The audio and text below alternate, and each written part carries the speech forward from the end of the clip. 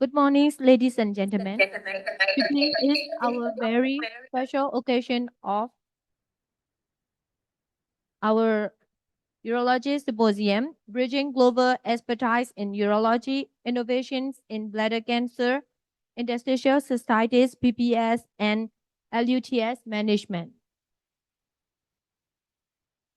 I am Ms. Himen Wimye, Business Development Manager from Modern Pharma and Healthy Unit Company Limited. Thank you for coming once again on behalf of our Healthy Unit and Modern Pharma Company Limited.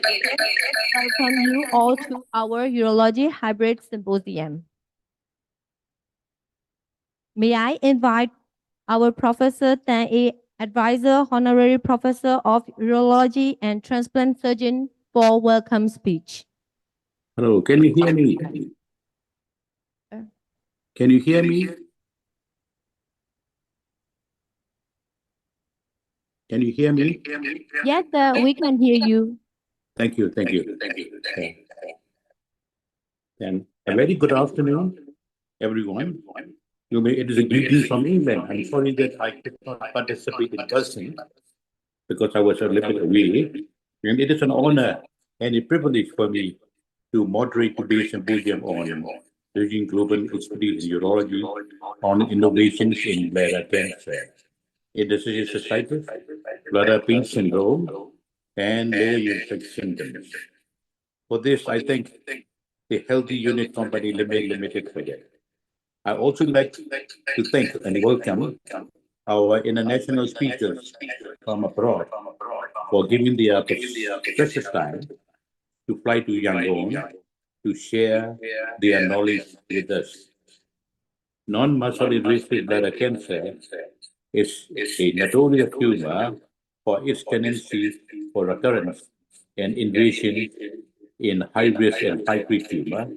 And Dr. Hit Sharma, who is a medical director, global clinical development at Serum Institute of India, will be discussing on the role of BCG in such patients. Dr. Rajesh Taneja is a founding chairman of Global Interstitial Societies, Bladder Pain Syndrome, and Syndrome Society. He is also a distinguished member of the Executive Committee of International Society for Bladder Pain Syndrome and will be discussing on detection and multimodal management of interstitial cystitis and bladder pain syndrome, which is rather not an uncommon condition, but it is regretfully it is underdiagnosed and under treatment in most cases. Professor Dr. Mohammed Nazrul Islam Wajian is currently head of urology at Bangladesh Medical College and has an extensive training in India, Taiwan, and Germany.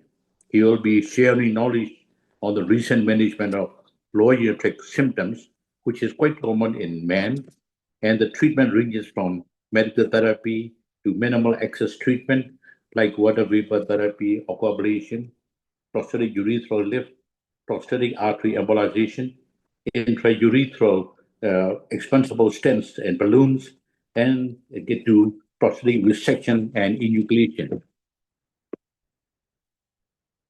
So I think without any delay, I would hand over the microphone to my co-moderator, Professor Pumian, so that he could invite the speakers to start. Thank you very much indeed. Have a nice day.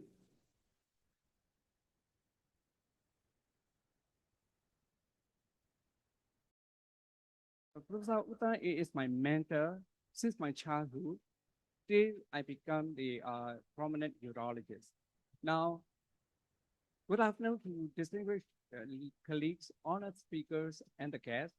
It is my great pleasure to welcome you to this Urology Symposium, where we will explore two important and evolving areas of urologic practice: interstitial cystitis, bladder pain syndrome, and intravesical therapy for bladder cancer.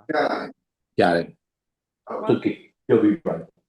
And management both present significant That's challenges and quality of life.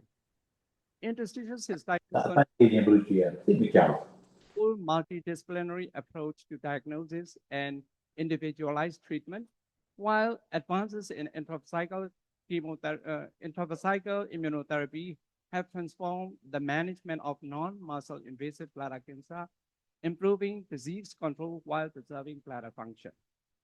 Today's symposium brings together experts who will share the latest evidence, clinical experiences, and the emerging therapies. On top of that, Professor Mohammed, he will talk about the management of LUTS. That is one of the common clinical problems that we encounter in daily practice. We hope this meeting will encourage meaningful discussion, foster collaboration, and provide practical insights that can be translated into everyday clinical practice.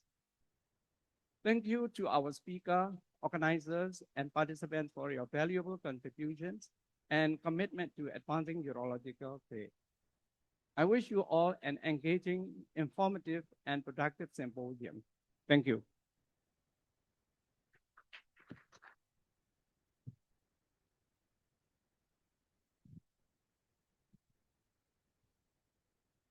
Thank you very much, Professor Pomien, for opening address. And I would like to invite again Professor Pomien to introduce our guest speakers. Okay. Our first talk will focus on bladder cancer immunotherapy, an area that has significantly advanced in the management of both muscle invasive and non-invasive bladder cancer. But it is especially useful for the advanced bladder cancer as well. With ongoing developments in intravesical immunotherapy, immune checkpoint inhibitors, and emerging treatment strategies, it is an exciting and rapidly evolving field in urologic oncology.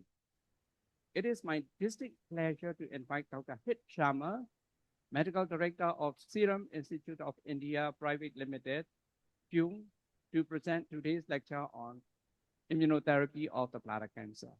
Please join me in welcoming Dr. Hit Sharma to the podium.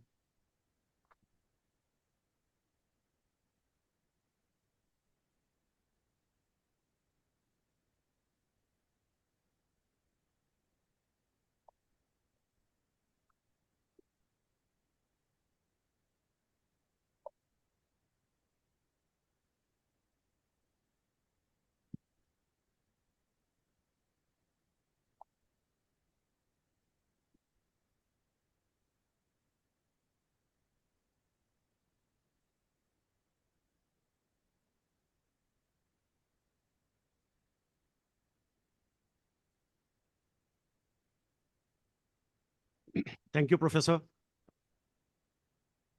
A very good afternoon to everyone. I hereby thank Professor Linso and Model Pharma for inviting me to give a talk on SI-Onco BCG, which is a product which is used for bladder cancer in non-muscle invasive bladder cancer. So we are relaunching this product today. I remember I had come to Myanmar in 2020 beginning to launch this product, and this is a relaunch because after that COVID started and most of the urologists they did not use this product. So now we are relaunching this product. So the title of my presentation is Bladder Cancer Immunotherapy, Real World Experience with SI-Onco BCG. So we have a mixed audience today. We have urologists, uro-oncologists, gynecologists, and also some non-clinical people also. For them, I will tell what exactly is bladder cancer. So we have urothelial cells in the bladder, which line the internal lining of the bladder. So these cells are able to stretch when the bladder is full of urine, and they shrink when it is emptied. Bladder cancer grows when cells in the bladder start to grow out of control. And urothelial carcinoma is a cancer that begins in the urothelial cells, which line the urethra, bladder, ureters, and renal pelvis.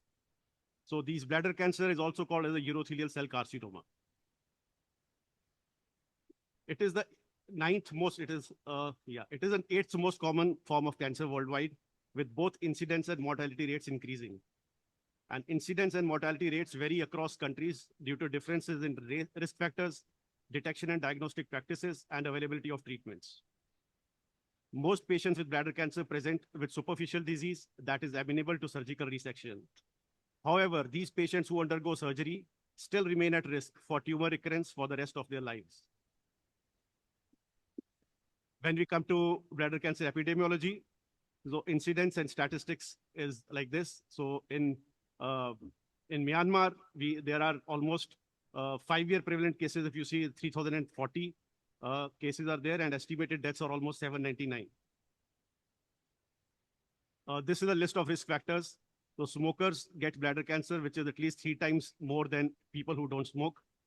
People who are leather, textiles, dyes, and paint industry, they get chemical exposure. They are more prone to bladder cancer. Then I would be able to. Whites are about twice as likely to get bladder cancer as are African Americans. The risk increases with age. So people who get bladder cancer are mostly older than 55 years of age. And bladder cancer is much more common in men than in women. History of family members who have bladder cancer have a higher risk.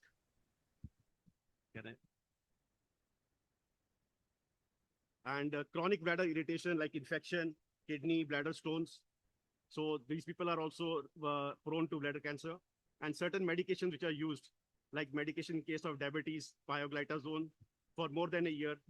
So those people are also prone to bladder cancer. And if you have arsenic in drinking water, that is also linked to a higher risk of bladder cancer. The most presenting symptom is painless hematuria. The rate of urinary tract malignancy in patients with asymptomatic microhematuria is approximately 2.6%. And the irritative voiding symptoms are frequency, urgency, and dysuria. Yeah, this is good.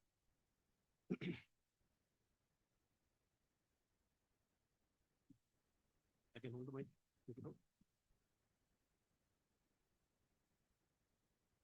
It's okay. So diagnosis is confirmed by that. Yeah, so you can do, CT scan, MRI, which is recommended during the workup for bladder cancer. And diagnosis is confirmed by direct visualization of the tumor and other mucosal abnormalities with using cystoscopy and TURBT. This is the staging and grading of bladder cancer. So we have non-muscle invasive bladder cancer and muscle invasive bladder cancer. So the onco-BCG is usually used in non-muscle invasive bladder cancer, but because when you have muscle invasive, then you have to undergo cystectomy and radical cystectomy. And then it is further divided into 3 grades: well differentiated, moderately differentiated, and poorly differentiated. The rates of recurrence and progression to muscle invasive bladder cancer are important surrogate endpoints for prognosis in non-muscle invasive bladder cancer, and these are major determinants of long-term outcome. However, non-muscle invasive bladder cancer has a wide range of recurrence and progression probabilities. The high-grade T1 lesions have both a significant risk of recurrence, which is almost 45%, and increased chances of progression, almost 17%. Therefore, ability to predict recurrence and progression risk in non-muscle invasive bladder cancer based on patient-specific disease characteristics holds prognostic significance. What are the goals of intravesical therapy? So after you do TUR, which is transurethral resection, the main goals are prevention of tumor recurrence and prevention of muscle invasion. So in that case, adjuvant therapy is recommended. So although TURBT by itself can eradicate Ta/T1 tumor completely, these tumors commonly recur and can progress to muscle invasive bladder cancer. So there has been a 3-month recurrence rate indicated that TURBT was incomplete or provokes recurrence in high percentage of patients. So therefore, it is necessary to consider adjuvant therapy. So adjuvant therapy can be given with BCG or chemotherapeutic agents. In this case, I will talk about BCG, which is given in bladder cancer. So first time this BCG was given by Morales in the year 1975 in Spain, wherein he instilled 120 milligram of BCG in 50 cc saline using urethral catheter into the bladder. And side effects were minimum and lasted for 1 week.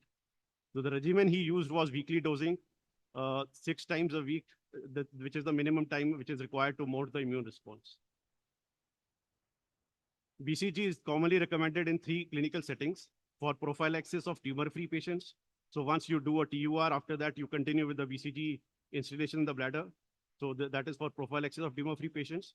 Treatment of residual tumor in patients with papillary transitional cell carcinoma, and treatment of patients with carcinoma in situ. BCG has been shown to eradicate residual tumor in more than 60% of patients with papillary disease and more than 70% of patients with carcinoma in situ. So BCG is recommended by all scientific associations, which is American Urological Association, European Association of Urology, and Japan, etc. Intravesical BCG is the gold standard treatment for intermediate and high-risk non-muscle invasive bladder cancer and has been being used since more than 40 years now.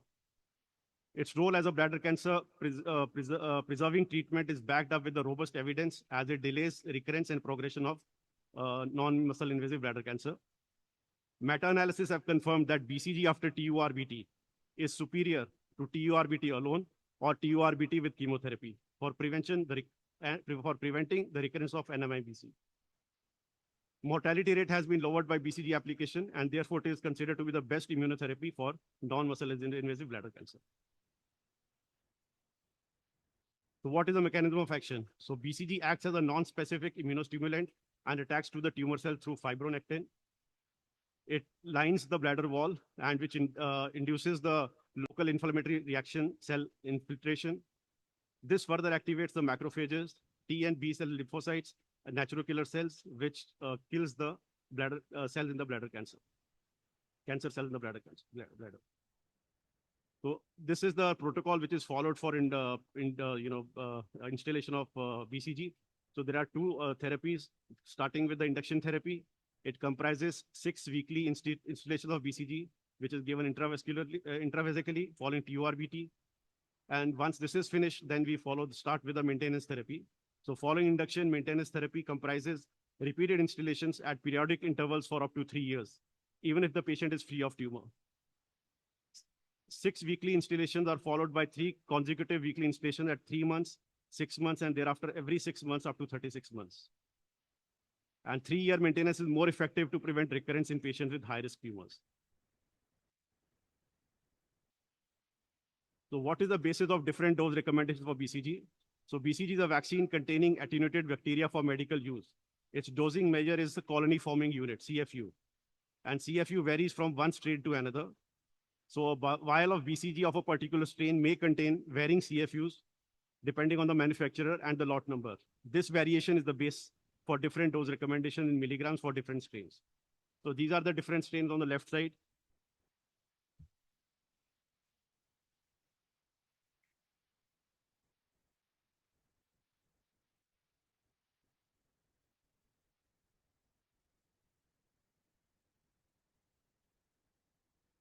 So these are the different strains on the left side. And then their concentrations given on the CFU per vial given on the second right column. Now I'll talk about SI Onco BCG, which is manufactured by Serum Institute and already available in the market in Myanmar. So a bit of history. So Serum Institute procured BCG lot 361 from Tarasevik Moscow Institute in Moscow, Russia. And this strain originally was obtained from Pasteur Institute by L.A. Tarasevik. So this has been used for preparing the in-house primary seed lot in Serum Institute, which is currently being used for production of BCG vaccine, as well as SI Onco BCG. We did preclinical studies, and in these studies, it was clearly demonstrated a profound immunostimulatory potential of BCG, Onco BCG, which is overall comparable to BCG Connaught. So Moscow strain was compared with BCG Connaught in these preclinical studies, and the product was found to be similar. We did clinical trials with this. So background on the clinical trials, Serum Institute's BCG vaccine was licensed in India in 2001. This is the vaccine which was licensed for tuberculosis. It was pre-qualified by WHO in 2002. And since then, we have supplied BCG to more than 100 countries through UNICEF. Serum Institute manufactured OncoBC using the same strain, which is Moscow 1. The manufacturing process till bulk stage is similar for both the products. Bulk is then subsequently formulated to BCG vaccine for immunization for tuberculosis and onco-BCG. And the CFU content for both the products is different. So we also call onco-BCG as a high titer BCG vaccine because it has more number of CFUs. So there was a big demand for BCG vaccine to be used for bladder cancer patients by the urologists because there was shortage of the vaccine. We had two multinational companies who were selling their BCG, but it was quite expensive and the patients could not afford. So the doctors, urologists, they wrote it to us and also went to the regulators that there's an urgent need of patients who otherwise cannot afford, and the product was also not available at that time. So they asked that why doesn't Serum Institute manufacture onco-BCG?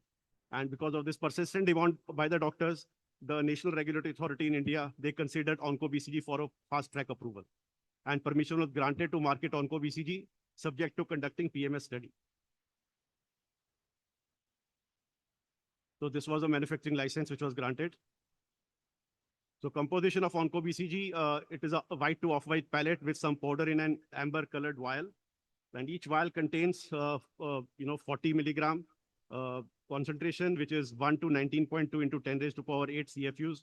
So all onco-BCG, our onco-BCG and other BCGs which are available in the market for bladder cancer have the same composition. It is to be reconstituted with sodium chloride as a diluent. And there is no preservative or antibiotic in this formulation. So we conducted 2 phase 4 studies to determine the safety as well as efficacy of onco-BCG and submitted to Indian NRA. Although these are labeled as phase 4 studies, PMS studies, the entire study design was as per the phase 3, pivotal licensure clinical trial. Complete dose schedule along with necessary investigations were followed and which demonstrated long-term efficacy and safety. So these patients were followed for 3 years following onco-BCG.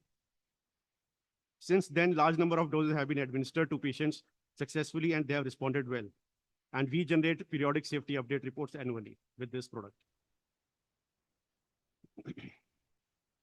So this was study number 1. So the objective of this study was to assess recurrence and progression-free survival rate and determine safety profile of 2 doses, which is 80 milligram and 120 milligram dose of intravesically administered onco-BCG in management of patients with stage TA, T1, a non-muscle invasive bladder cancer, and with and without CIS. So it was an open label phase 4 post-marketing surveillance study. For criteria for evaluation for efficacy criteria was the recurrence and progression of tumor following intravesical installations, and safety, the occurrence of adverse events after each installation.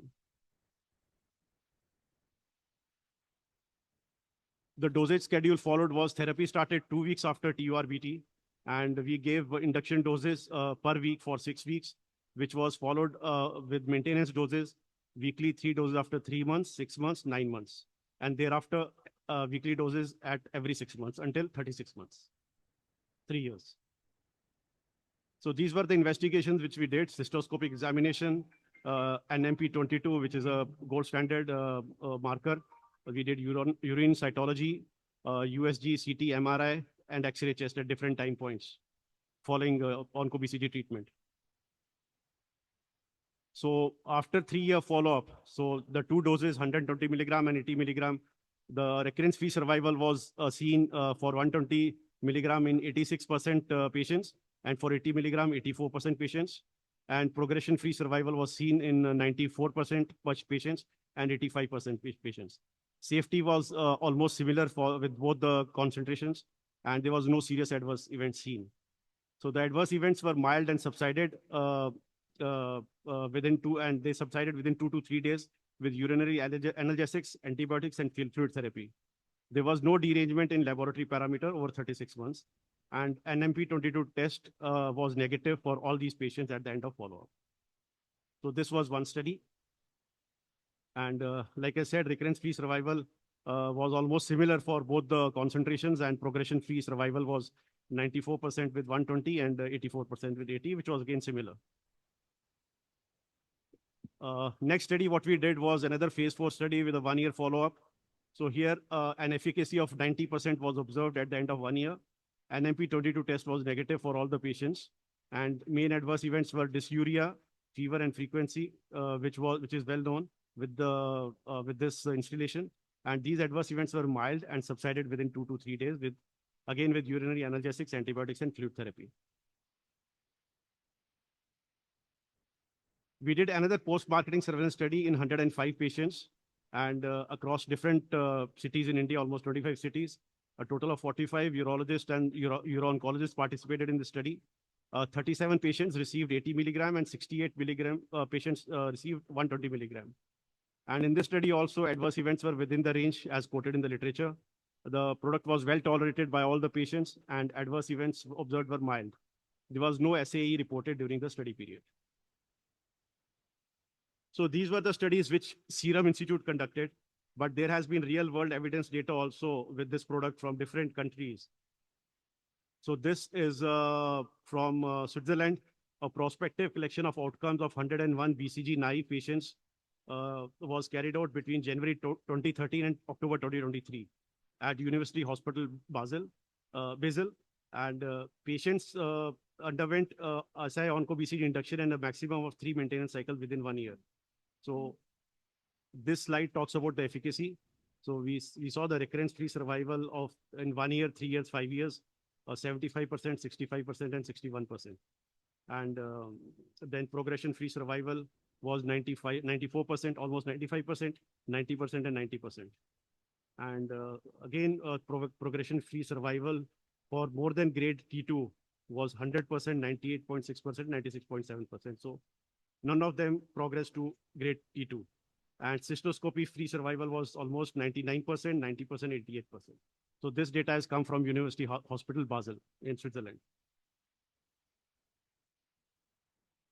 And these are the safety results, which are again similar to what was quoted in the literature. So this was independently conducted study in Switzerland.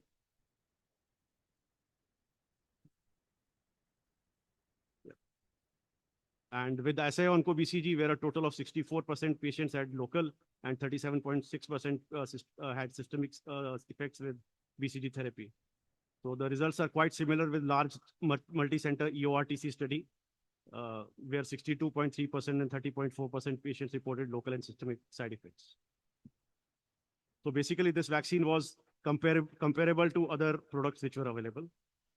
And SI onco-BCG performs comparably to historical results of other BCG strains in terms of efficacy. And intravesical instillation therapy with BCG Russia is well tolerated and safe. This was the key message which had come out from the Switzerland study. There was another study which was conducted in Spain. It was a comparative study. This was an observational, prospective, and multi-center registry study of 433 patients with a 12-month follow-up visit. And they studied disease-free survival, progression-free survival, cancer-specific survival, and adverse effects. And 4 strains were studied: Russian, which was our vaccine, TICE, Tokyo, Connaught, and RAVM. So 5 strains were studied. So when comparing the results across the different strains of BCG, there was no statistically significant difference was found. So all the vaccines performed, all the strains performed similar. So 33% of patients presented some type of adverse effects, mostly lower urinary tract infection symptoms. And there was no statistically significant difference between the strains. And most of the events were grade 1 or grade 2 in severity. This study was conducted in Spain. Another study was conducted in Greece. So in this study also, the medical records from 6 hospital centers were reviewed for 162 patients. 3-year recurrence-free survival was almost 85%, and 3-year progression-free survival was almost 97%. And in this, again, safety profile was similar to what is quoted in the literature. And it was concluded that SI onco-BCG was found to be an effective and safe therapy for patients with intermediate and high-risk non-muscle invasive bladder cancer in routine clinical practice. This study was conducted in Greece. So another study which was conducted in Turkey, here also they studied our vaccine, and 125 patients received, 61 received RIVM vaccine, and 64 patients received our vaccine. 48 months recurrence-free survival was 72% and 70% in RIVM and onco-BCG groups respectively, and 48 months progression-free survival was almost 93% and 87% in both the products respectively. And it was concluded that OncoBCG and RIVM demonstrated comparable efficacy and safety. So final conclusions after all these studies which have been conducted, elsewhere in the world. So BCG remains the gold standard treatment for intermediate and high risk non-muscle invasive bladder cancer. OncoBCG was found to be safe and effective in patients with non-muscle invasive bladder cancer in pivotal studies conducted in India. Adverse events were mild to moderate and expected. In real-world evidence studies conducted in Greece, Spain, and Switzerland, OncoBCG was found to be an effective and safe therapy for non-muscle invasive bladder cancer. Also, randomized control study found no statistically significant differences in outcomes between the two, RIVM and OncoBCG, and thus efficacy and safety of OncoBCG is well established and investigators recommend its wider usage. This product is registered in more than 25 countries. So this is the list of countries where the product is registered. This is how the product comes. So basically, it is reconstituted with the 9.9% sodium chloride, and then after reconstitution, we add the product. We connect the product with the catheter and instill it into the bladder. Thank you.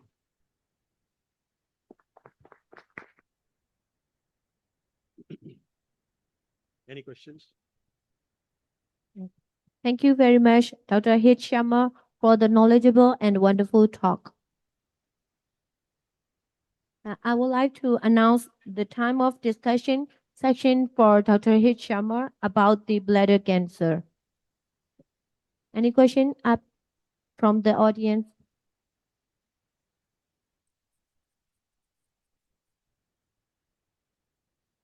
Can you hear me?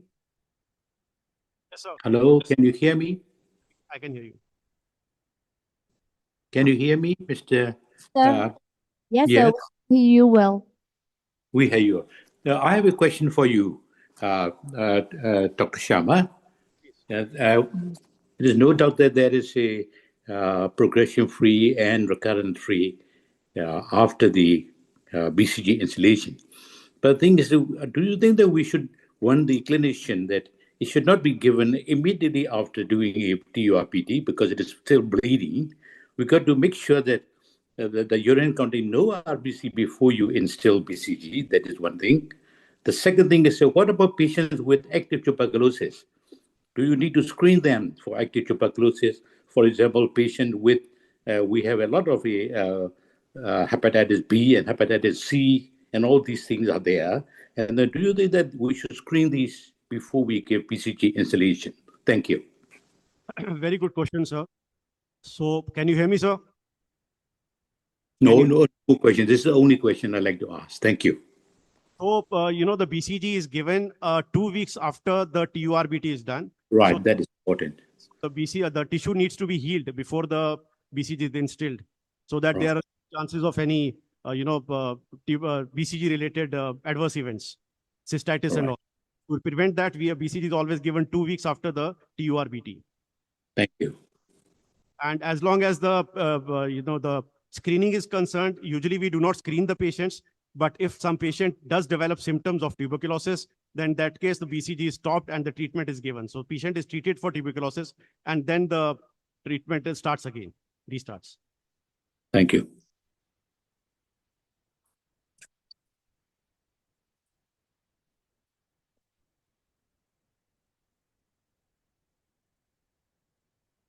Yes, any question from the audience?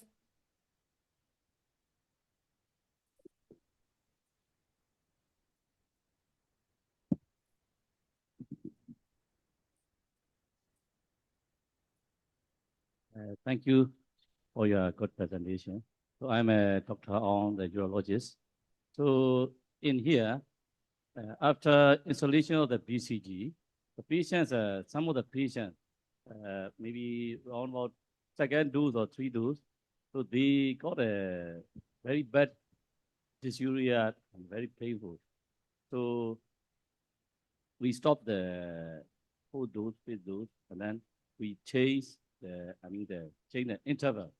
Maybe 10 days later, 2 weeks later, so I give another dose. So is it still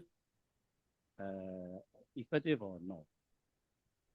So what therapy, what regimen I gave was as per literature and as per the studies, clinical studies conducted by us. But each individual urologist does different, treatment. So there are urologists who are using 120 milligrams. There are urologists who are using 80 milligrams. Mostly And 80. Yeah. 80, and some are using lesser than that also. And still they see the product is efficacious. As far as the symptoms are concerned, yes, you can wait.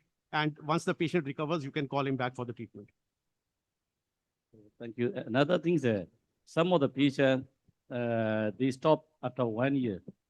Most of the patients in here, they don't want to, complete the 3 years course.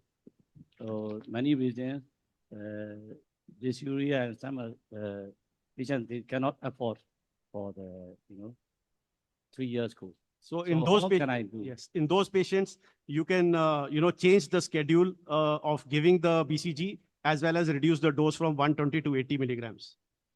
And we have Dr. Taneja sitting here with 40 milligrams so that the patients do not drop out. Okay. So how about the effectiveness? You mentioned is a 60 milligram, 80 milligram, 120 milligram. So How about the 40 milligram? Is it effective or we not? have Dr. Taneja who can always say that his patients, there are patients who are coming back and they are recovering also. So it is just you have to mold the immune response of the bladder. We do not have clinical data for 40 milligrams, but yes, 80 milligram and 120 milligram, we have seen almost 95% progression-free survival. So we have seen that, but with 40 milligram, we do not have clinical data, so I cannot recommend that. But doctors are using it because they see less adverse reactions. Thank you so much. Question. I think 40 milligram is suboptimal dose. So if we interrupt or if we continue with 6 or 40 milligram, it is still effective for the treatment regime? Or is there any change in response rate? So with 40 milligram, we do not have data. So like you can start with higher dose, come down to I'll start with 120 milligram. Yes, you can start with 120 milligram. And if the patient complains and drops out of the, coming to the clinic then you can consider that if the dose can be further dropped down. But start with a higher dose so that the treatment starts with 120 milligram or 80 milligram, like that. Okay. So 40 milligram is still effective, you mean? I don't know. I don't know because we have not done studies. Yeah. So I would always say that 80 milligram and 120 milligram. Thank you. Thank you.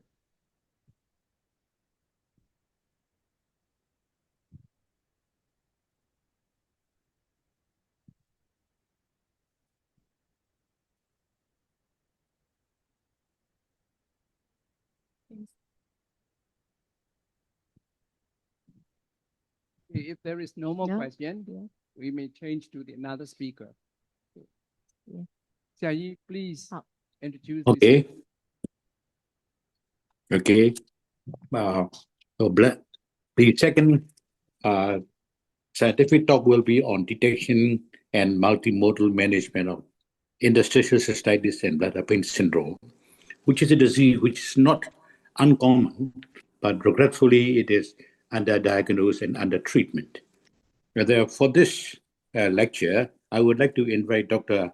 Rajesh Taneja, who is a founding chairman of Global Interstitial Cystitis Bladder Pain Syndrome Society.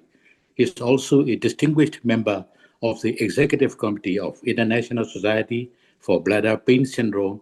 And may I invite him to give his lecture. Thank you very much. Please, ladies and gentlemen, please welcome Dr. Taneja. Thank you.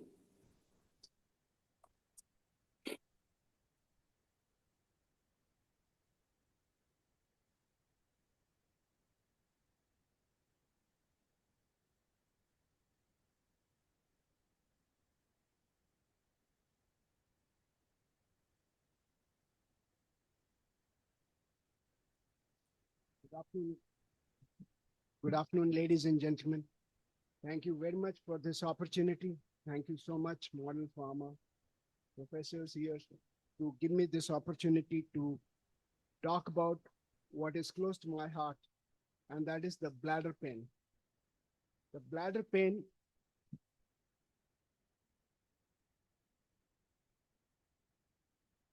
the bladder pain is a miserable condition. So I bring greetings from my hospital, which is in the Prestapolo, New Delhi. And during my training at the Apex Institute of my country, All India Institute of Medical Sciences, I was taught that it perhaps does not exist, or at least does not exist in my country. And when I talked about this to my fellow colleagues, they said, perhaps, it is a dumping diagnosis. Somebody who comes, doesn't get better, he's icy, throw him out of the clinic, he'll spoil your reputation. And the story goes back because at my time, we used to get physical books from United States or Europe and read that literature. So when I was under training, I got this Campbell's Urology in 1978. I still have it in my library. And it said that interstitial cystitis may present the end stage in a bladder that has been made irritable by emotional disturbance, a pathway of discharge of unconscious hatreds in women. This was too derogatory, so I removed that word women. But I can tell you how the story started. In 1995, I started my practice and I realized there was a patient who came to me, a couple that in their 50s. The man was carrying a wad of files and he kept it on my table and said, "This is my lady. If you cannot treat her, kill her, because she has made my life miserable. My life is gone for the last 20 years. My family is all upset because she keeps complaining and nobody seems to understand." So that was the beginning of my passion towards this disease. I took it up as personal challenge because I thought I was the best urologist. And where do I refer this person to? And that I took it upon myself to find what was ailing this woman and the family. So I went back to the books and I realized that in 1808, Philip Singh talked about tic douloureux of the bladder. So tic douloureux at that time thought it was meant to cause pain in the bladder, which was not because of a stone. Because that was the time when somebody presented with pain in the bladder, they would cut open the bladder and remove the bladder stone. There was no way of diagnosing. So there were urologists who would cut open the bladder and find no stone. And they were surprised. And that is how the term tic douloureux of the bladder started. And then interstitial cystitis, when Samuel Gross cut a bladder and he realized that there was a transmural inflammation, he called it interstitial cystitis. And by the time the turn of the next century, that was in 1900s, early 1900s, there were the primitive cystoscopes with the bulbs at one end and the light and mirrors inside the bladder. Guy Hunter, he actually found an ulcer and he realized that this is the cause of the pain. So he termed it as the pain generator of the bladder. And then as the things improved, people started looking at it in a much better way. NIDDK in 1988 decided to come up with the criteria of diagnosis of interstitial cystitis. Magnus Paul in 2002 describes what is our current understanding of Hunter's lesion. And the bladder pain syndrome was the term coined by ESSIC, the European Society, in 2007. And then we have progressed further. 2015, we have got phenotype. I started with phenotyping. 21, we have AI. And 2026, we have apps for, this app is still to be launched. We are working on this app for patients for ICBPS. So pain is the primary thing. That is why it is called bladder pain syndrome. Anything which does not cause pain does not qualify to be called in this disease. This was important because unless you understand the diagnosis, the definition of the diagnosis, so pain has to be there, or a primary part of the presenting system.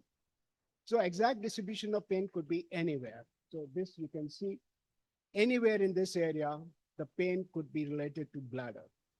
And it could be direct, it could be a referred, but it can go from the bladder. So pain generator. The problem is, a lot of papers that I read, I realized that anybody who had pain in the perineum or pelvic area and had urinary symptoms, they labeled that interstitial cystitis or bladder pain syndrome. I think that is where things were not very clear. That is why the diagnosis was not very clear. That's why the research went wrong and people were frustrated. So you have to decide whether this pain is coming from bladder or not coming from the bladder, because pelvis has 3 organs in women and 2 organs in men. In women, it has the uterus, the adnexa, and the colon, in addition to bladder. So you have to ask, what is the pain related to micturition cycle?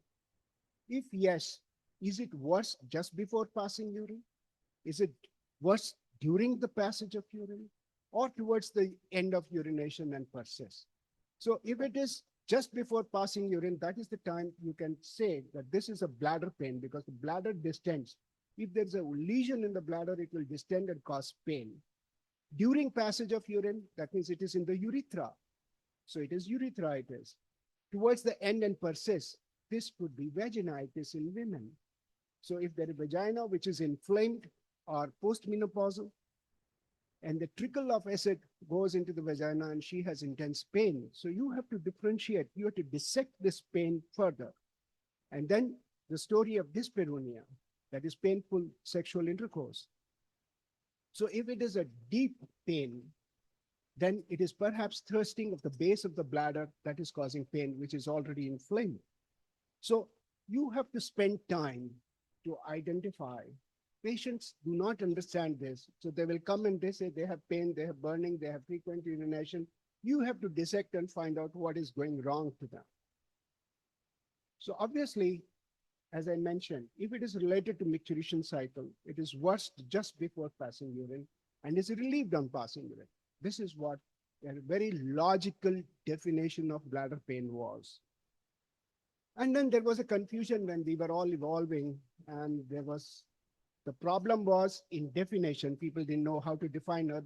Various scientists were defining in their own manner. Relationship with micturition cycle was poorly understood. Duration of symptoms, the American Urology Association, they said it is 6 weeks. The Essex said it was 6 months. And Americans said that you should try this, and then fourth line, you should do a cystoscopy. And of course, there were confusions in management. And then we started Global Interstitial Cystitis Bladder Pain Society in 2015. And we released our first guidelines in 2017, and which meant that it is pain or discomfort in lower abdomen or urogenital area. I've given you the map of more than 3 months duration. It was neither 6 weeks nor 6 months. It was 3 months duration, which is worst on full bladder. Now, these 2 points were not given in any other definition. And along with one or more of the urinary symptoms like frequency, urgency, nocturia, with or without standard stigmata on cystoscopy, provided another discernible pathology likely to cause these symptoms had been excluded. Now, this is a definition of bladder pain syndrome. So this is important. This is what we have followed. So it took me almost a decade. I had a lot of resistance. And in 2025, there was international consensus meeting in United States, North Carolina. And Gibbs was one of the participants invited, apart from AUA and American and Europeans and the Japanese groups. And we were very happy because the consensus evolved and that they actually accepted our definition, which was 3 months duration, pain on bladder filling. These 2 points were added in the definition. Early cystoscopy was added up and phenotyping was accepted. So Gibbs had a major win in 2025 because that consensus documents which came, they included what we talked about almost 10 years ago. So this is one of the output of the consensus document published in Neurourology in 2025. And if you look at the conclusion, I'll magnify it, that they have added 3 or more months and worsens with bladder filling. This becomes important because what was happening when I used to read the literature, there would be somebody who had pelvic pain and frequency. They thought it was bladder pain syndrome. So that was something which is not correct. We need to identify the bladder cycle at which the pain is occurring. Now, one of the commonest things was, and this is very common, the patient comes to you with frequency, urgency, and you think it is interstitial cystitis or it is overactive bladder. The closest competitor for interstitial cystitis is overactive bladder. Now, if you look at this graph, this is what happens. There is a sudden increase in the bladder pressure. So the typical story is that the lady teacher is teaching in the class and she suddenly has a desire to pass urine. So she sits on the chair, closes her legs, waits for 30 seconds, and it passes out. And then she can continue the class. This is the typical overactive bladder to begin with. If this is something more than that, this is the early overactive. Of course, there are so many manifestations of overactive bladder, but the primary manifestation is this. So you need to understand. So the urgency is something that you need to know. So there is a motor urgency in overactive bladder. So I know, I don't know. So that one is the motor urgency. So what happens is the patient is keen to hold and is scared because she can leak. Whereas the other one is the sensory urgency. That means if you ask this patient, what will happen? Suppose we are sitting here and you have a desire to pass urine and there's no washroom available. What will happen? Will you leak? She will say, no, I never leak because I can hold on. But the problem is it gets onto my head. It is so uncomfortable. There is so much of pain that I can't even wait to go and pass urine. So I've learned that as soon as the pain starts, I go to pass urine. So that is the sensory urgency. So that is the ICBPS and that is the OAB. So the clinching questions in your clinic should be, when you have a desire to pass urine, are you scared of leaking? I just mentioned. And when you wake up from sleep. So these ladies or these people, they would wake up from sleep 10 times. And you ask them, when you wake up, do you wake up with a desire to pass urine or do you wake up because of pain?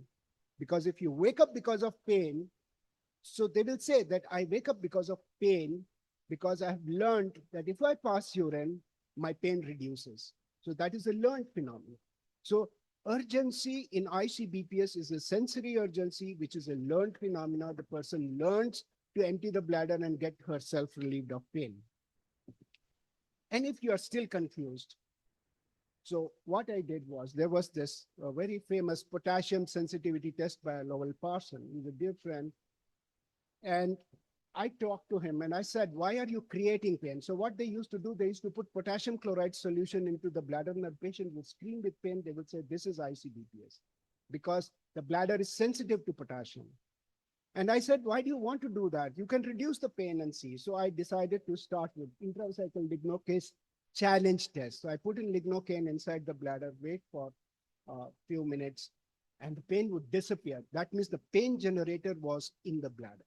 So that was the easiest and the fastest method of deciding whether the pain is coming from the bladder or elsewhere, maybe endometriosis or something. So our guidelines progressed, we evolved, we learned, I'm still learning. This was the fourth one that we released in 2025. And this has been accepted. This was released in China. This was released in Russia recently.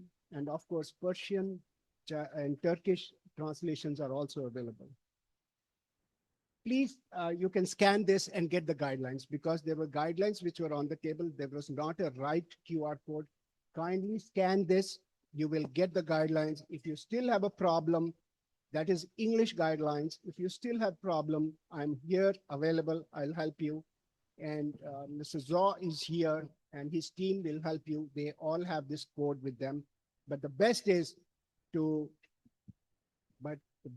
scan it right now. This is the best time to scan it and get the guidelines. If there are any problems, we are here. So I talked about the patient comes to you, you talk to her or him, and you decide, okay, this seems to be ICBP. So what do you do next? Obviously, somebody who has got cystitis, infective cystitis, tubercular cystitis, that would also behave like that. So you need to understand more about it.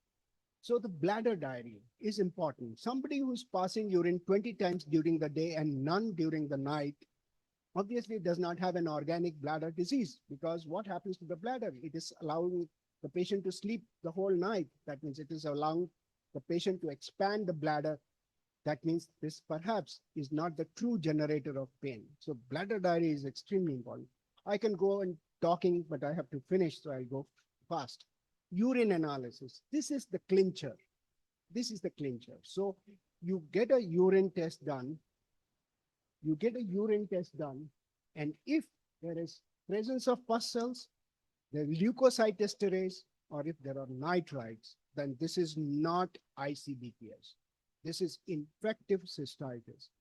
One of the commonest mistakes that people do, and they send it to me, is because they find that the patient has sterile urine. So they are just doing a urine culture. So we have to know that urinary tract infection, the diagnosis is made on urine routine examination, not the culture. Culture gives the microbiological identity of the organism which is causing infection. So for example, if it is tuberculosis, you cannot culture it. If it is fungus, you cannot culture it. If there's an anaerobic infection, you cannot culture, but you will find pus cells. So culture is the next step. The primary diagnosis is urine routine. And if you have any of these three things, don't think of ICBPS. And of course, we have very readily available ultrasound. So, and we are a stone belt of the world. So we have a lot of stones. So terminal dysuria can happen in a stone which is stuck in the uretrovesical junction. So we need to do an ultrasound screening. If the upper tracts are involved, it is unlikely to be ICBPS. ICBPS does not affect upper tracts.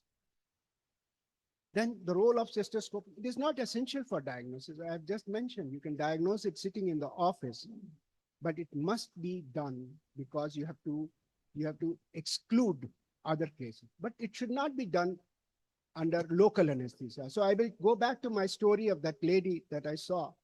She had been to a GP. He had given us a series of antibiotics and nothing was coming up. She did not respond. They took her to a gynecologist. The gynecologist did everything and then said, perhaps she's faking, but anyway, take a urologist opinion. So she went to a urologist and urologist did a cystoscopy under local anesthesia, came out and told the husband, your lady is absolutely mad. She doesn't allow me to do cystoscopy.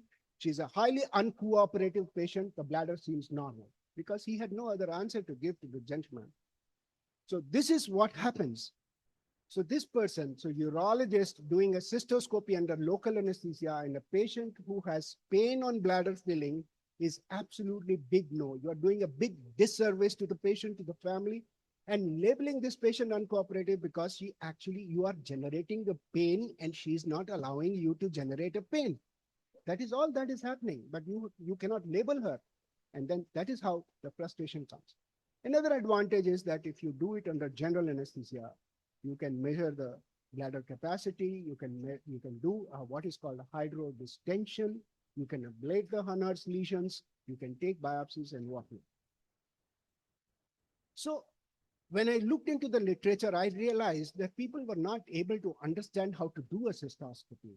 You know, in our urology training, I'm sure so many urologists are here in the audience. Who teaches you to do cystoscopy? So what happens is that the first year resident is scrubbed with the consultant who is doing a TURP. He puts the scope, he looks inside, come out and goes back. And then he says, okay, I've done 5 cases. You finish off, there are 2 cystoscopies left behind. So other guy, the first year resident takes the cystoscopes and enter the bladder. He's very happy, he goes home, celebrates with his friends that I have put a cystoscope into the bladder. That is the winning shot that he has had. But then who has taught him how to do it? So there is a systematic method.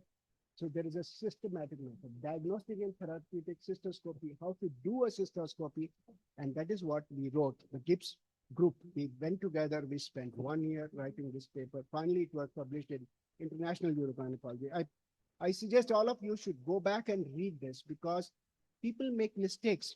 And one of the things that we found was that the diagnosis was not being made because the cystoscopy methodology was not being adopted correctly. And that is not me, it is the literature that says that. So if you do a cystoscopy, what you find is either normal or you find non-specific glomerations, and then you can have a Hunner's lesion.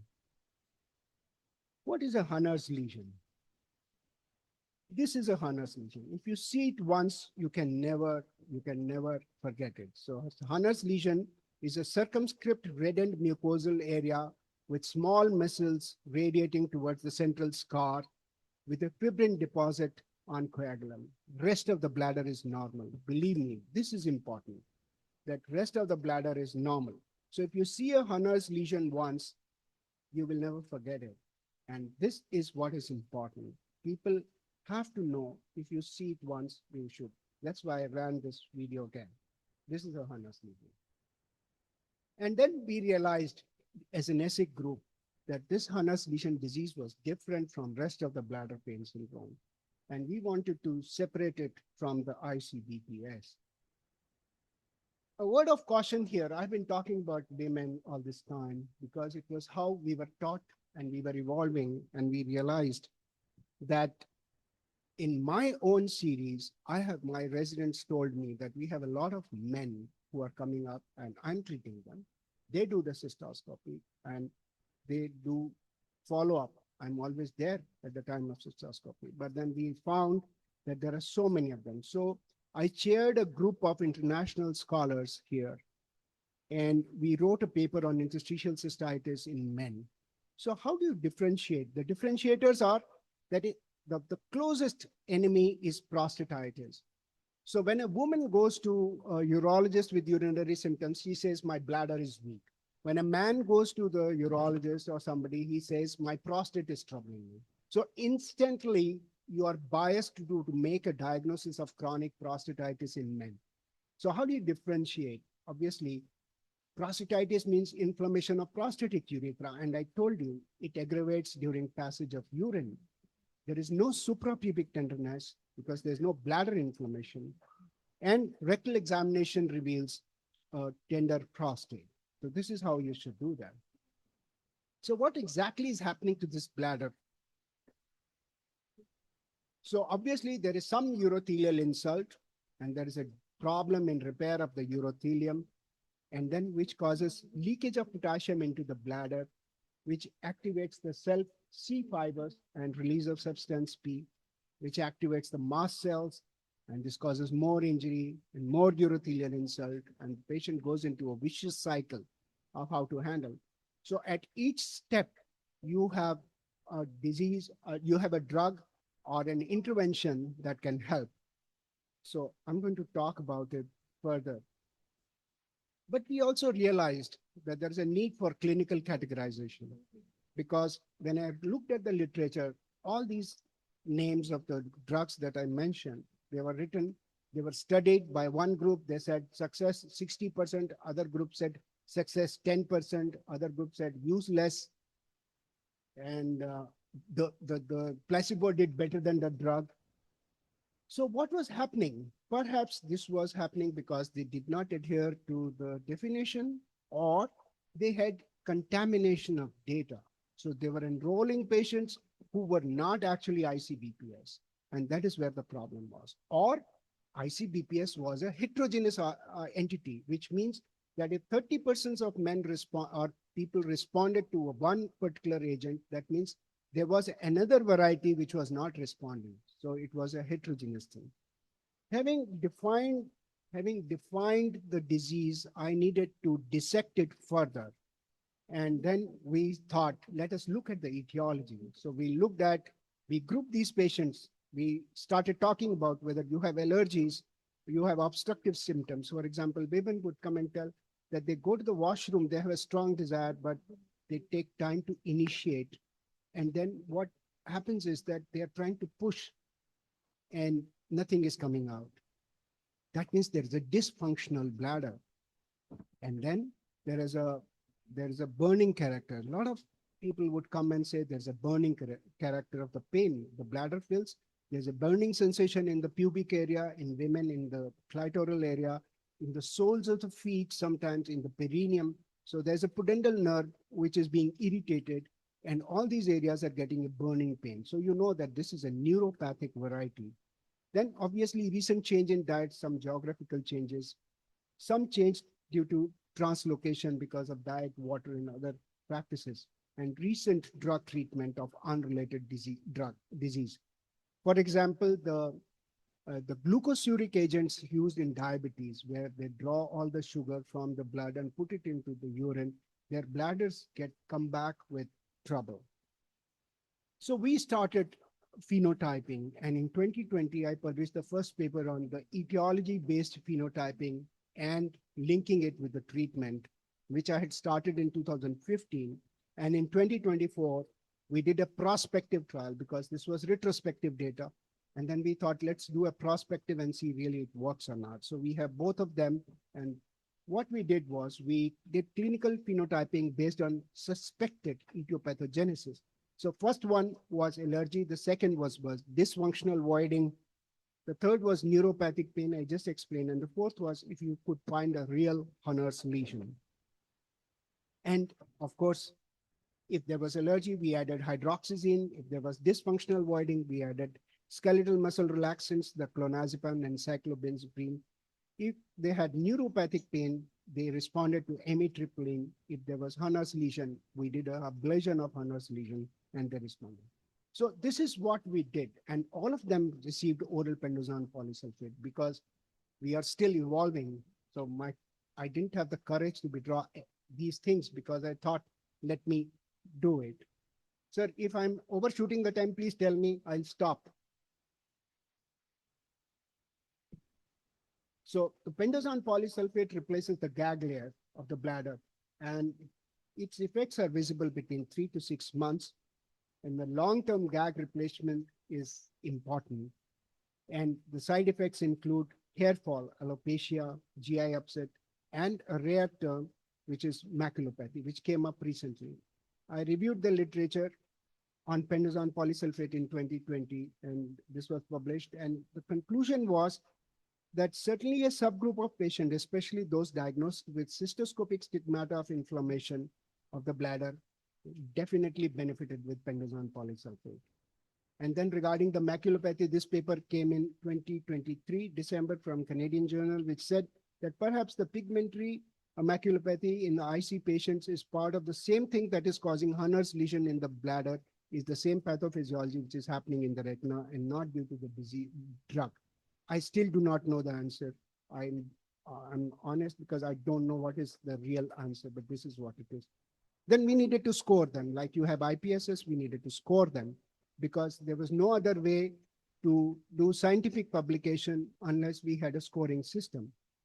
The problem with the existing scoring system were that they did not include the sexual dysfunction and they did not include the overall psychological impact on the patients. So we did the new scoring system that I was using. The first, again, this was the prospective in 2019 was published in International Journal of Urology. And then International Urogynecology in 2023, we came up with the prospective thing. We validated, this time we validated the score. And now it has been, again, validated in Persian language. And then what next? Of course, phenotyping. So when you do cystoscopy, this is the current that we are following. If you do a cystoscopy, if it is normal, then you know that this is perhaps a non-bladder centric disease.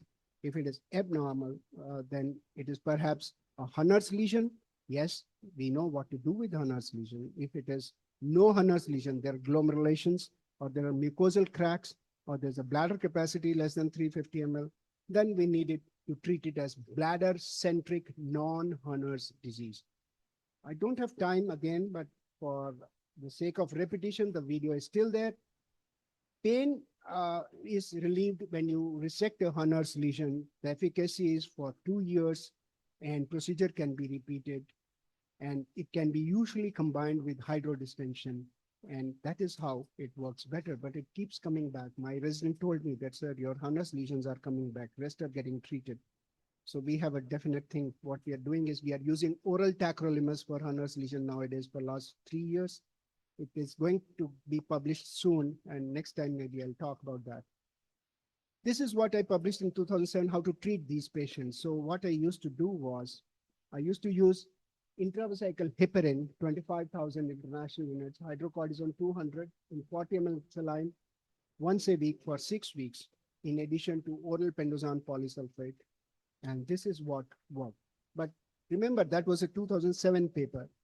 And we did not have phenotyping at that time. So I used everybody. So the success rate was not as good. These are the other intravesical agents. Success rate was still better than the rest of the series, but it was not as good because 1 in 5 was still suffering and we needed to do something.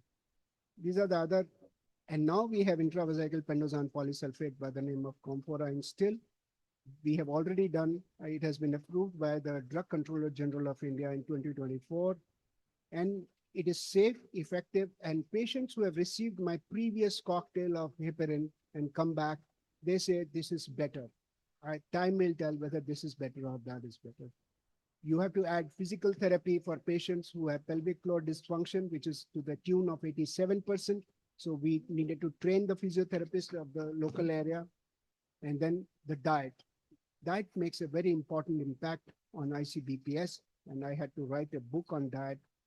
And of course, there's role of hyperbaric oxygen, role of neuromodulation, major surgical procedure. The patient who come to us with end-stage bladder, we need to remove them. You can do an ileostoma, but then I had a young man in whom I did that. He came back in 3 months and said, I still have pain in my bladder. He didn't have a bladder. He had an ileal conduit, but he still complained of pain. So this is bladder phantom pain. With this, I invite you to Jaipur on the 11th annual conference of GIBS Beyond the Bladder, Decoding Subtypes, Delivering Solutions, 22nd and 23rd August in Jaipur, India. If you need to register and have any help required, I'm available throughout the day. Thank you very much for the patient listening. Thank you for the time.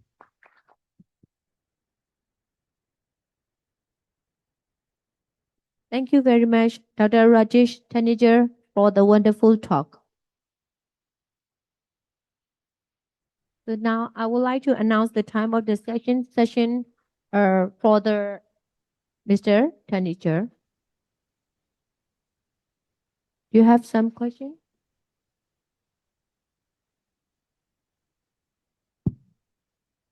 Okay, listen. I have some interstitial cystitis patients.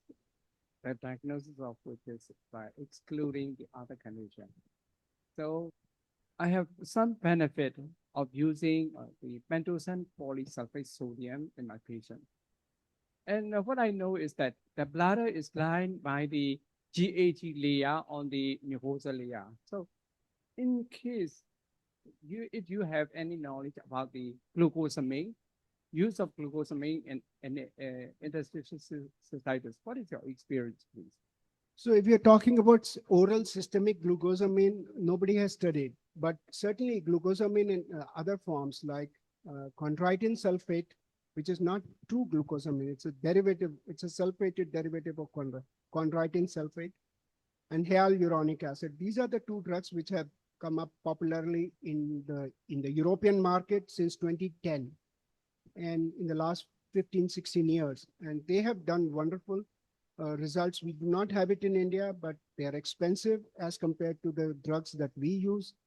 And I'm sure, I don't have a personal experience, but the literature says they do work when instilled directly into the bladder and not as a systemic therapy for the oral. So I do not know about the glucosamine.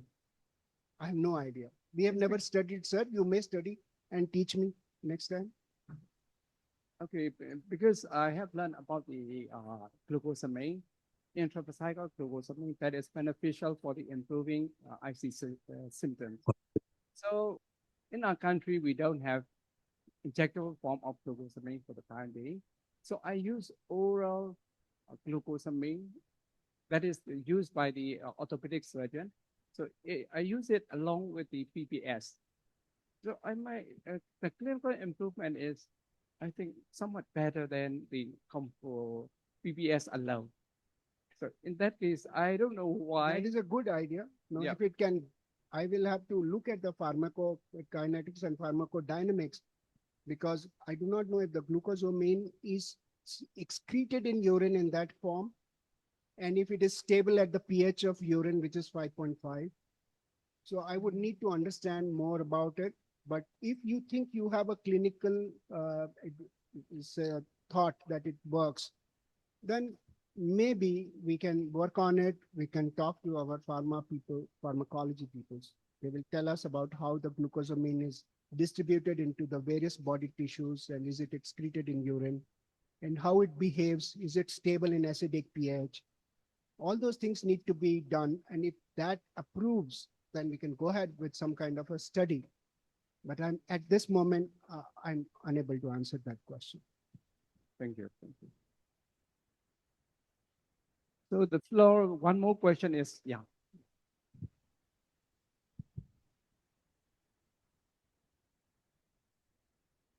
If there is nobody asking question, can I have a question for Dr.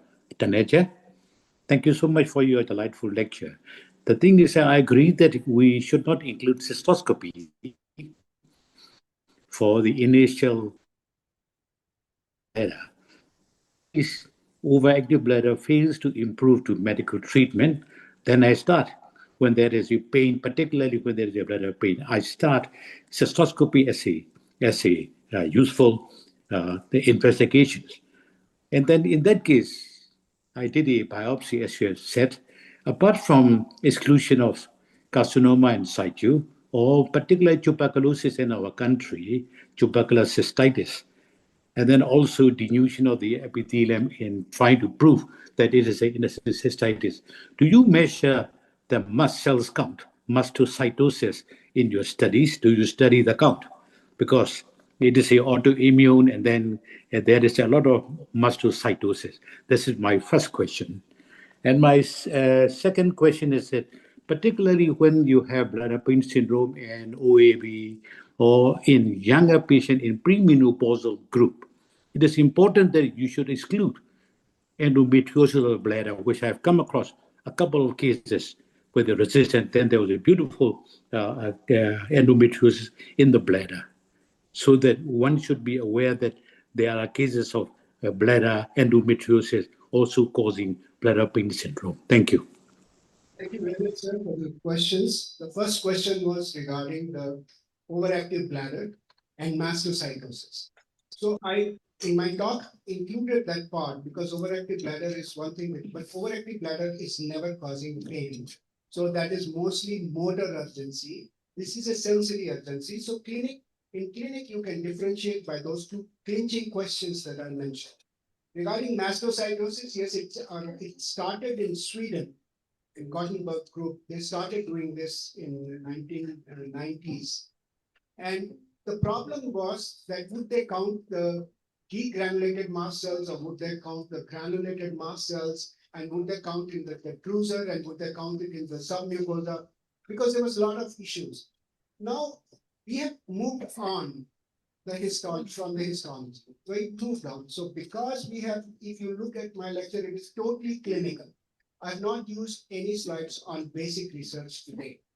But the fact is that we can treat them. If you day-to-day practice, you need to treat them. And mast cells may or may not indicate the pain. That is the problem because you can have normal mast cells. There was a diagnosis made by that group. They said if it is more than 27 mast cells per square millimeter, then perhaps that was interstitial cystitis. But I think we had moved on because we were not able to standardize how to do that mast cell. There was issues with staining. There were issue variability in preservation of the tissues for staining. So mast cells I'm not doing. And nowadays people are working on many other things.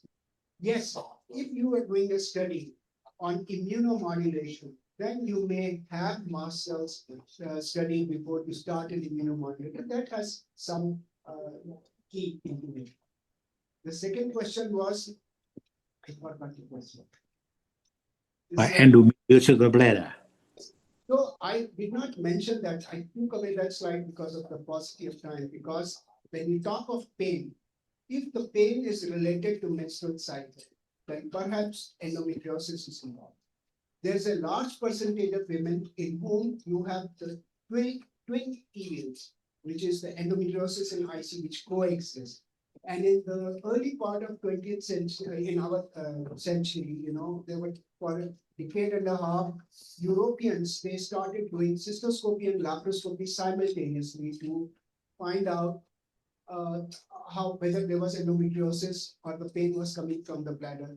And that is where I started doing that lignocaine sensitivity test. And if it was positive, that means the pain was coming from the bladder. I don't know. But it does not exclude an additional association with endometriosis.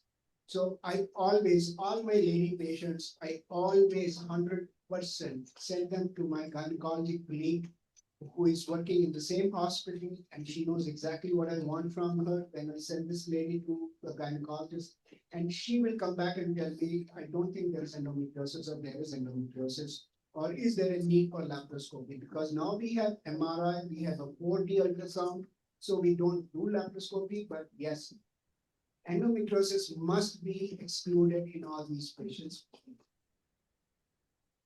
Thank you very much. Yes, Dr. Trinjan, my question is that uh, how much the physical therapy can play a positive role in this IC, BPS syndromes and symptoms, and what diet and lifestyle modifications you suggest to your patients, which can help in relieving these symptoms? So physical therapy, 87% of ICBPS patients have a dysfunctional pelvis. They are spastic pelvis, and there is a problem. So they need a pelvic floor relaxation therapist. So the problem is in my country, it is not only my country, I realized globally that if you send this lady to a physiotherapist, they will end up doing pelvic floor strengthening, the Kegel exercise, which will make them worse. We need pelvic floor relaxation. So relaxation needs, and it works because it aggravates the pain, because the intravesical pressure is going to rise and cause pain. So once you relax the pelvic floor, they get better. Now, there's a very important question, whether this pelvic floor tightness is primary or is it secondary to pain, which is very difficult to answer. Nonetheless, it is an integral part of the syndrome. And if you relax the pelvic floor, they all get better. So that is important. So we work on pelvic floor relaxation therapy. We have a specific person in the physiotherapy department, and she looks after the pelvic floor relaxation therapy modules. Regarding the diet, yes, it is very important. When I went to ESSEC, I used to talk about diet, and they used to say nothing because nobody talked about it earlier. But then one line is mentioned in all the Western books that the spicy, the South Indian or Indian and Thai Eastern diets, East Asian diets, they can cause pain. So very simple, we are all urologists here. So if you do a ureteroscopy or cystoscopy, you're going into the bladder, there are minor abrasions. We always add some alkalizer, urinary alkalizer in the form of citralca or something which is potassium magnesium citrate. Because we change the pH and the patient gets better. We all know the gynecologists use it all the time. The patient calls them and say, I have burning sensation. They'll say, take this citrosoda or something which will alkalize.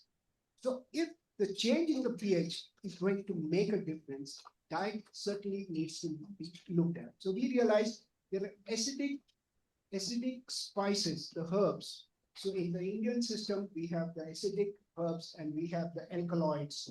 Alkaloids are a little bitter. Acidic ones are very sharp, like cinnamon, cloves, black pepper, black salt, rock salt. These are the things which will instantly trouble or precipitate a flare.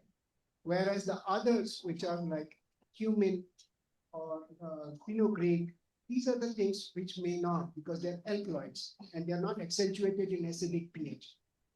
So that is how I started working on it. And after 20 years of work, we finally published. I was working with a nutritionist, and this book was written by both of us. Without her help, I couldn't have written. So she was there looking at all my patients. We conducted interviews. We called them to a hall and for a meeting, and we took surveys, and we found which drug.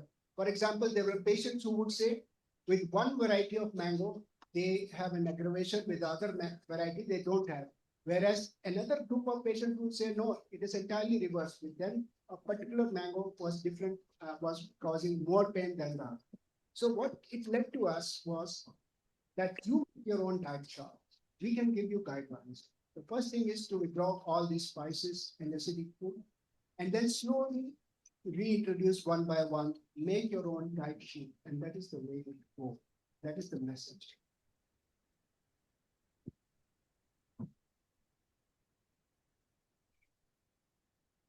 There is no more question.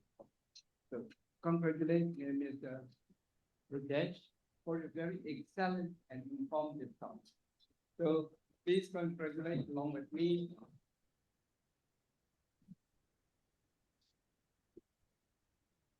Our last speaker will focus on lower urinary symptom management, which is one of the most common reasons patients seek urology life. So LUTS can significantly affect the quality of life and encompass a wide range of storage, voiding, and post-restoration symptoms, requiring careful evaluation and individualized management.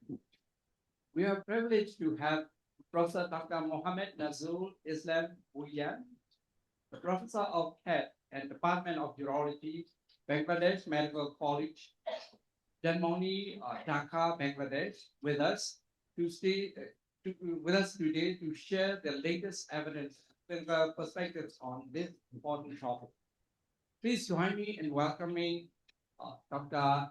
N.I. Buyan to deliver the presentation on management of lower urinary syndrome. Good afternoon, everyone.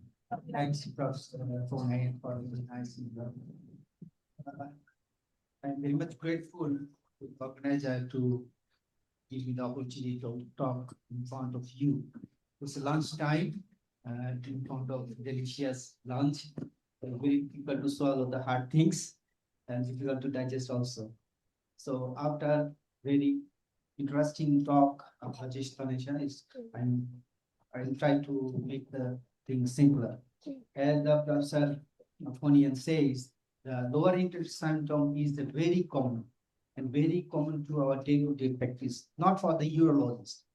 Patient come to the general practitioner, patient may go to the gynecologist, and patient may go to the physician also. So we should evaluate the cases very carefully. It's correlated so many things. Also, interstitial cystitis, during the talk of interstitial cystitis, so many things comes and Rajesh has explained very nicely. Congratulations, sir.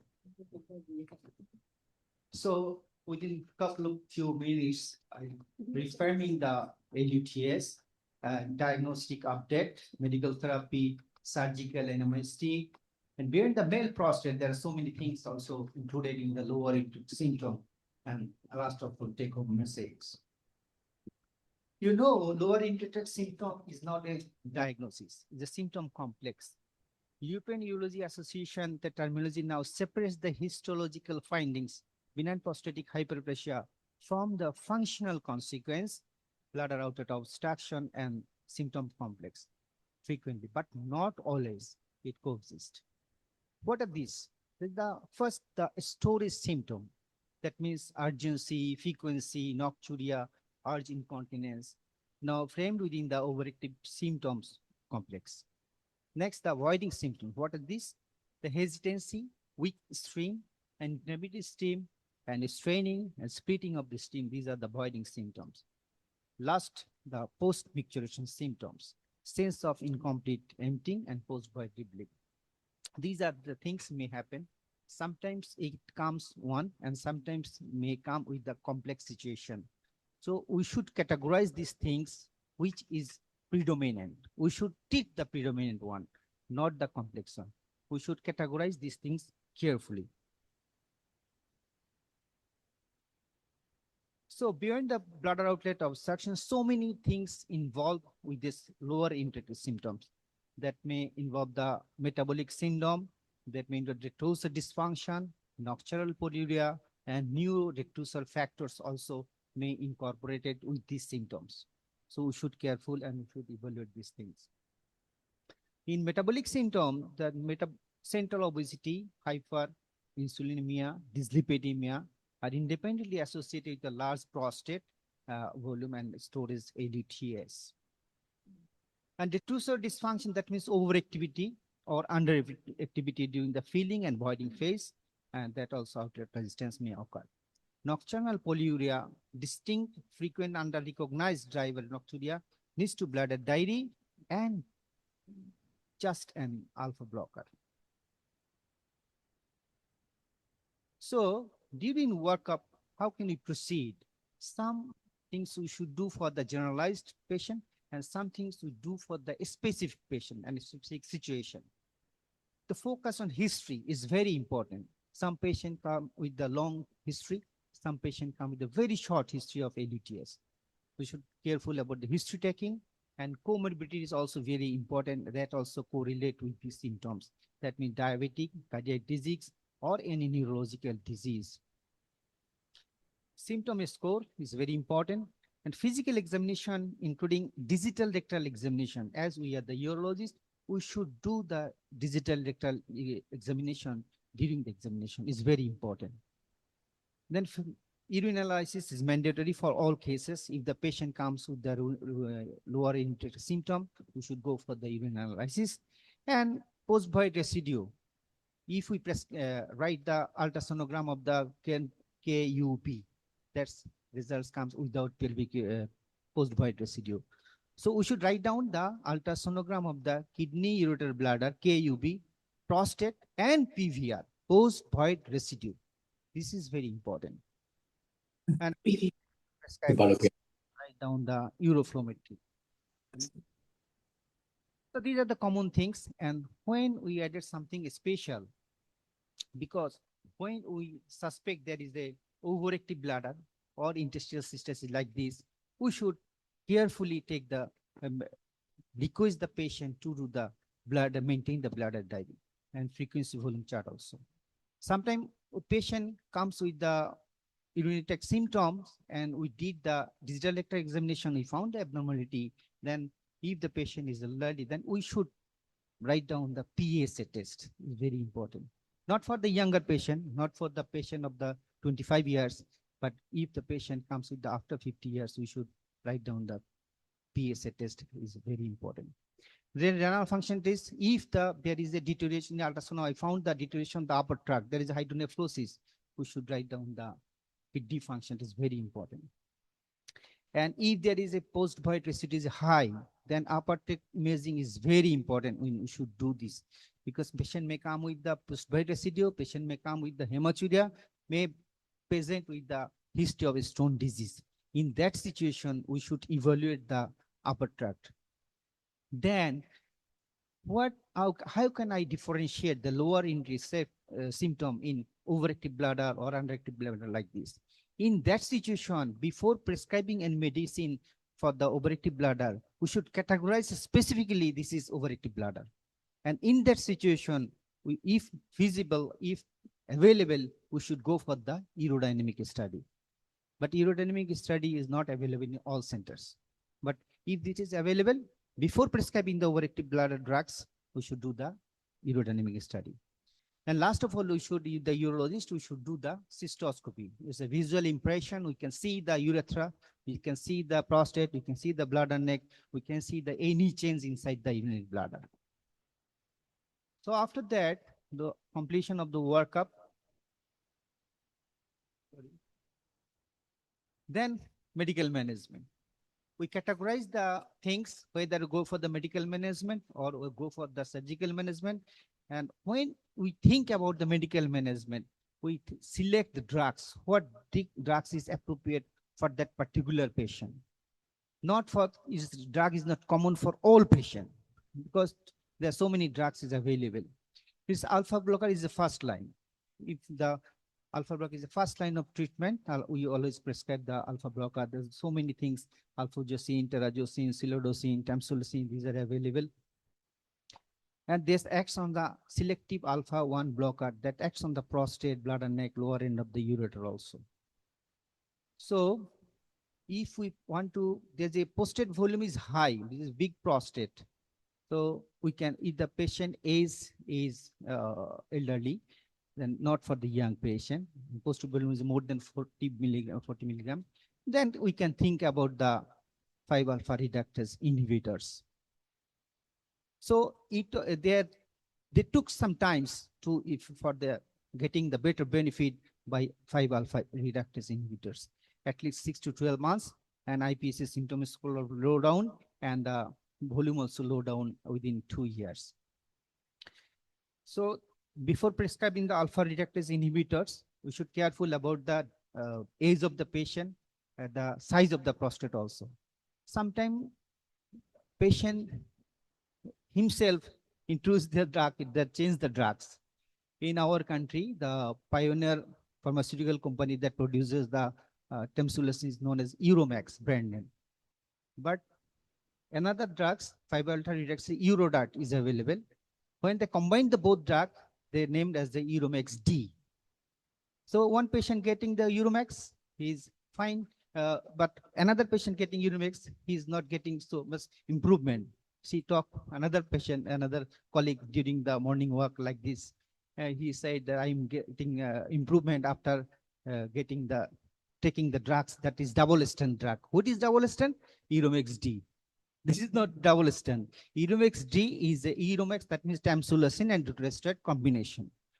So, and another thing, sometimes some prescription we can see that young patient, 30 years, prostate size less than 30 gram, having the lower into symptom, are prescribing one prescription of tamsulosin. After few days or few months or few years, they change the drugs to combination, the tamsulosin and dutasteride. But this is not indicated for the younger patient, and this is not indicated for the prostate size less than 40 gram, because there is some side effects also related with the dutasteride. That means a 5-alpha reductase inhibitor.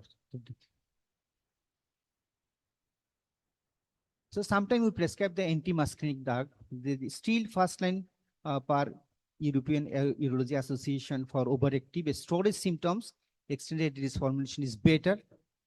Modest but consistent benefit over placebo. 8 to 10 patients need treatment for one pure maintenance. Cognitive safety, cumulative anticholinergic bladder burden linked to dementia risk is severe, several cohort. So check post-void residue before use. Antimuscarine you can prescribe, but before that we should check for the post-void residue. Another drugs is the beta adrenoceptor agonist, mirabegron, efficacy comparable to antimuscarinic without the anticholinergic burden. This is the advantage of this drug. Better persistence at 12 months, and European Urology Association guideline favors mirabegron in elderly overactive bladder patient with at risk of cognitive changes. Because contraindicated only in severe uncontrolled hypertension, and monitor BP is very important. We should monitor the BP for these cases particularly.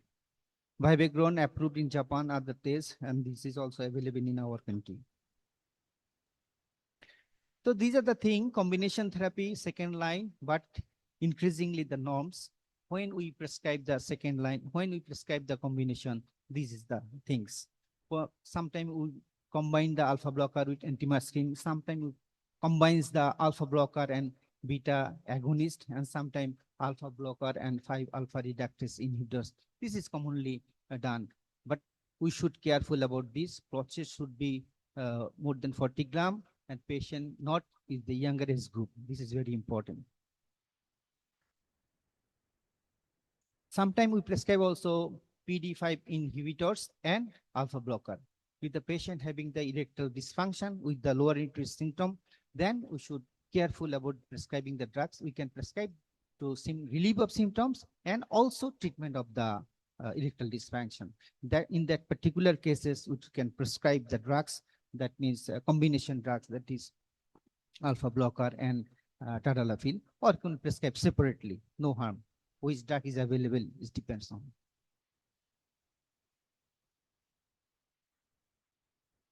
So before prescribing, we should careful about the anticholinergic cognitive burden. We think about that.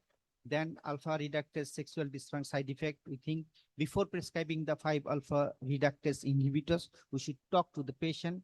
This drug is indicated for you, but it may causes some sorts of side effect for you. If you can agree, I can prescribe these drugs. Another thing,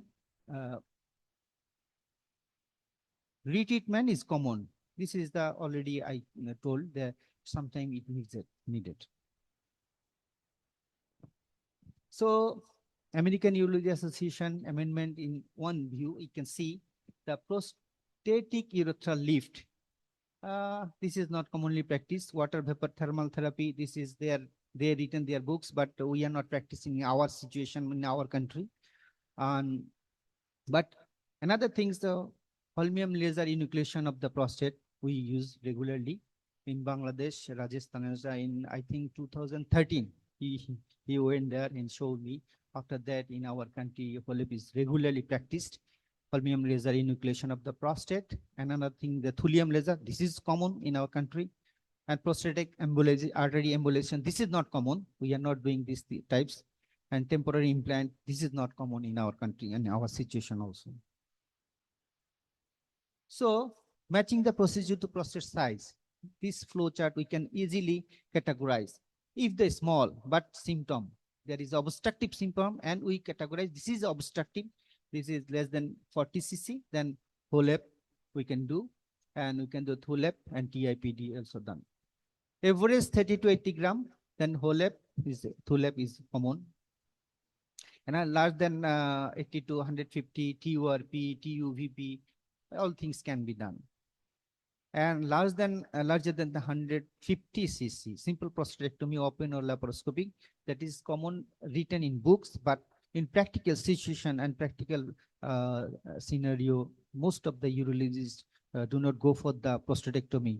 They do the TURP or TUERP or transcular resection under saline, theories of the prostate. Though literature or though text says it can be stage procedure or it can go for the open procedure, but practical situation is urologist doing in single settings or he is doing the transcular resection and saline in single settings. These are the practical scenario. So something difference in text and in practice. So there is something lower intake symptom in case of female. In case of female non-urinizing lower intake symptom is very important. With overactive bladder, stress urinary incontinence, mixed urinary incontinence. Already explained, I think Rajesh explained these things very nicely. No need to go details for this. Neurogenic lower LUTD, video aerodynamic is the diagnostic gold standard. And intermittent catheterization is the gold standard management in case of neurogenic lower urinary disease. And botulinum toxin is some center practice. This is a very good result if they can practice. And lifelong structure follow-up is non-neurogenital, non-negotiable. 6 monthly renal ultrasound PVR, annually bloods, video aerodynamic yearly, if overactive, every 2 years, if not. In practical clinical algorithm, assess and classify. It already in first slide, we already discussed. Assess, we classify the disease to a new symptom. What is the exact cause? Then lifestyle first. Sometime there is some patient may come to us with the lower intake symptom. When I asked how many water or liquid you consume, sometimes he said, I think drinking more water or more liquid will feel better. So that I usually take 8 to 10 liters per day. That 8 to 10 liter drinks per day. This is the cause that patient having the symptoms. So we categorize this. History is very important. We certainly that change the lifestyle. Just you change the lifestyle, you will be better. Then we formulate the whole day water or liquid drinks and try to pass urine every too early during the daytime and avoid that avoid any liquid after 5 p.m. or after sunset, and try to end up your drinks 2.5 hours before sleeping time. After 1 or 2 months, the patient comes, oh doctor, I am very fine without any drugs.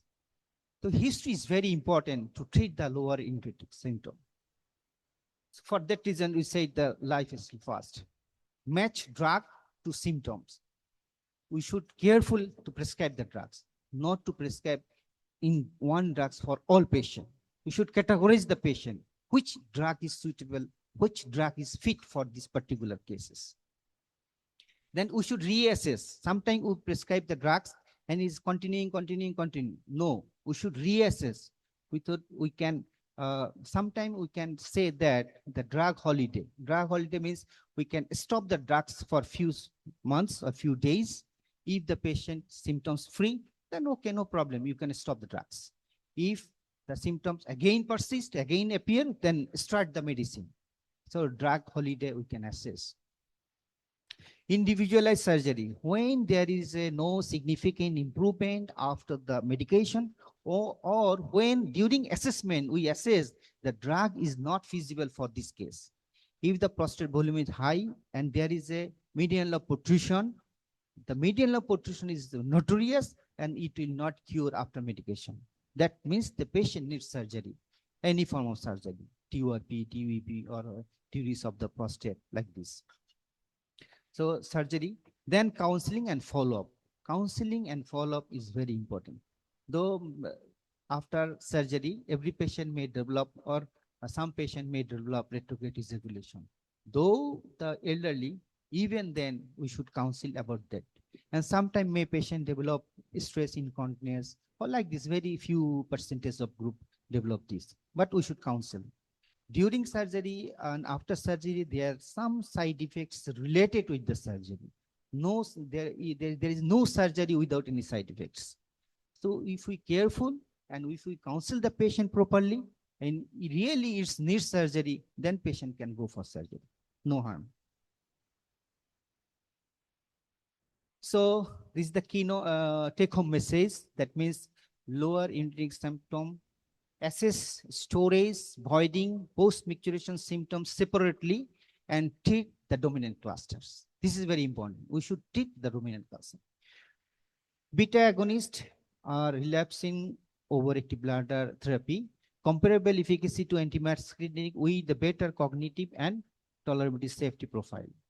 Combination therapy is now administered for men with persistent or progressive risk of LUTS. Missed options may have. Counsel every patient upfront that retreatment is a realistic possibility whether option is chosen. Don't forget nocturnal polyuria, metabolic syndrome, female LUTS, and neurogenic disease. LUTS management is bigger than the prostate.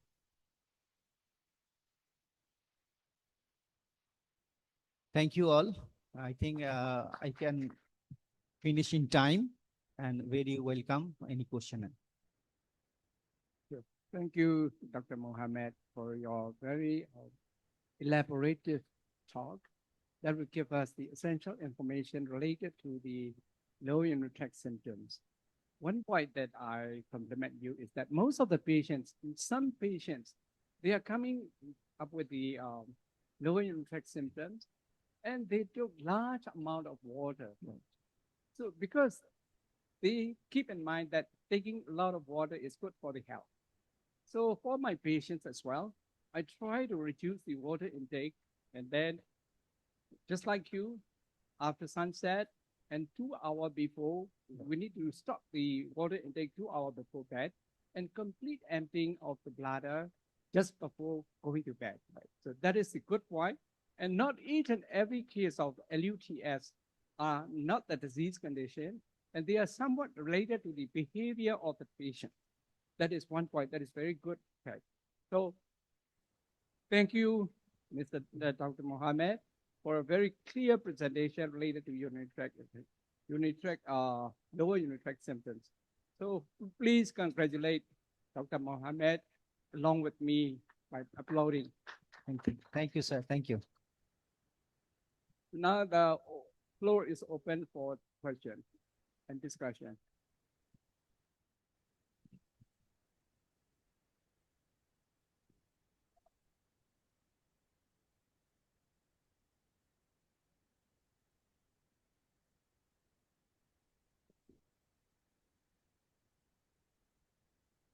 Any questions for the management of your urinary tract symptom?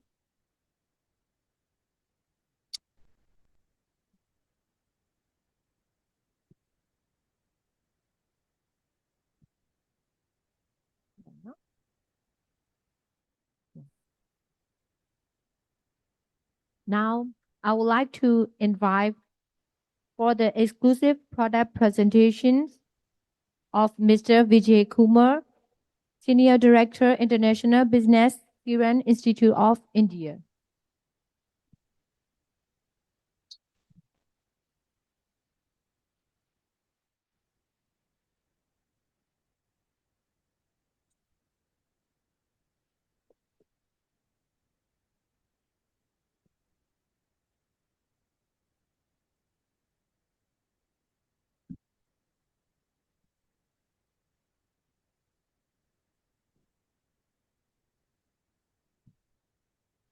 Good afternoon, ladies and gentlemen. Privilege and pleasure for me. First audience.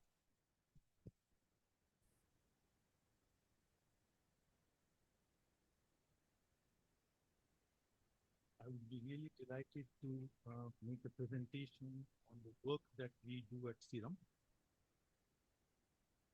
Yeah, is it okay?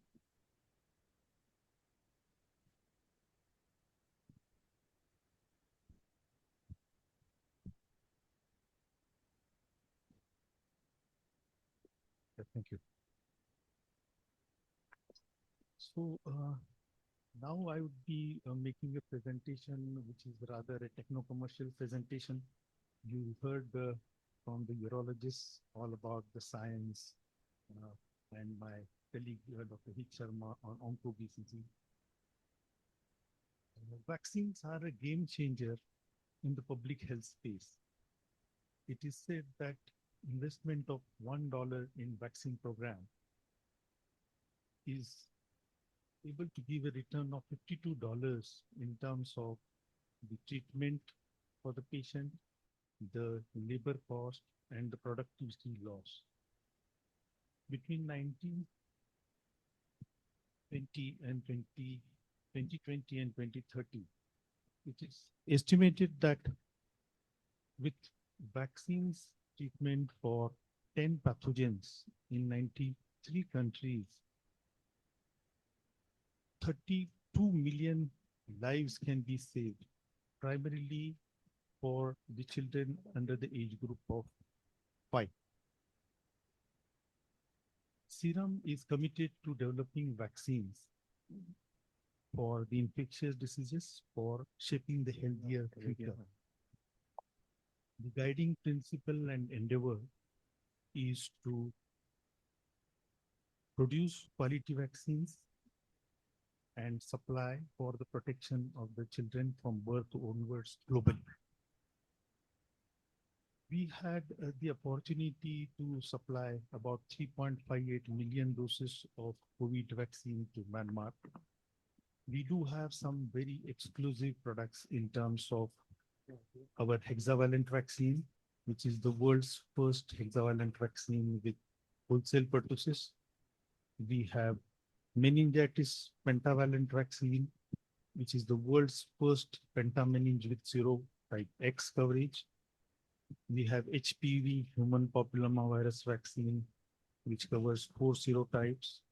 And we have the world's first R21 malaria vaccine, the research of Oxford University, manufactured and marketed by Serum. But I wouldn't like to go through the product presentation. Rather, I would like to give you a presentation on the global presence of Serum and the work that is done to protect the children from birth onwards, because we are a one-stop shop company for vaccines.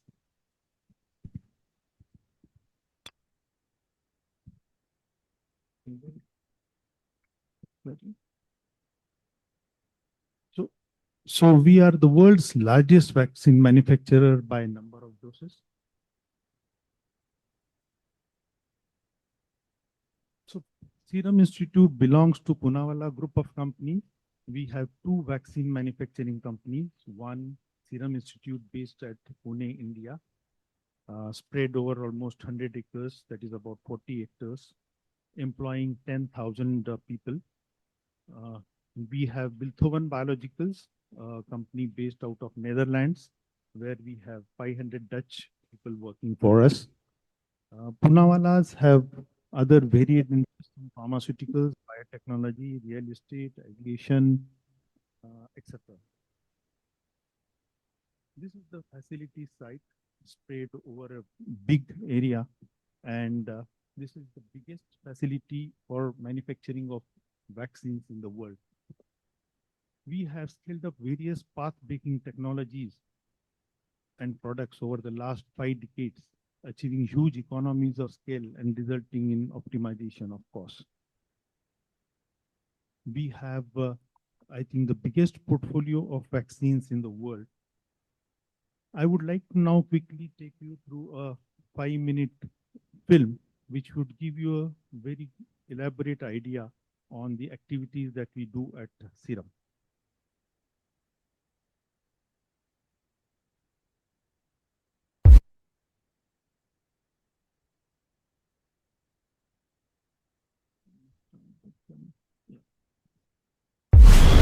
In the heart of Pune, as the first light touches the city, a new day begins.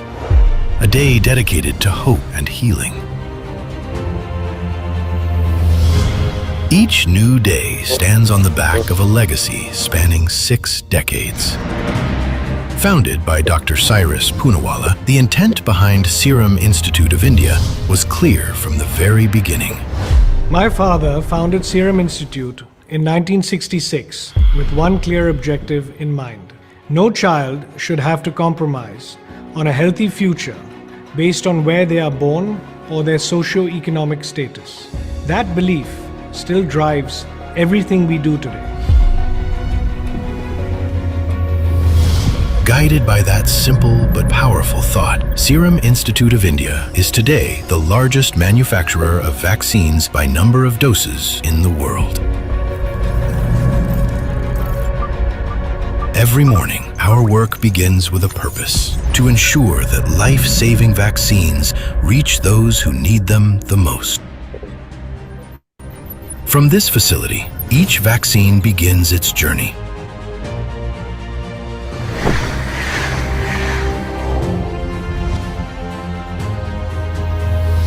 Our journey goes beyond borders, fueled by global collaboration.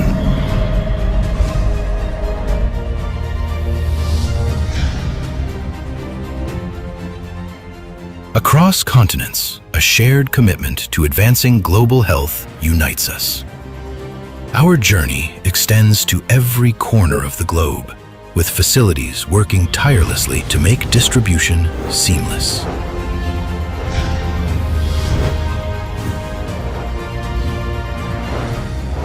A single mission carried out across continents, touching lives everywhere.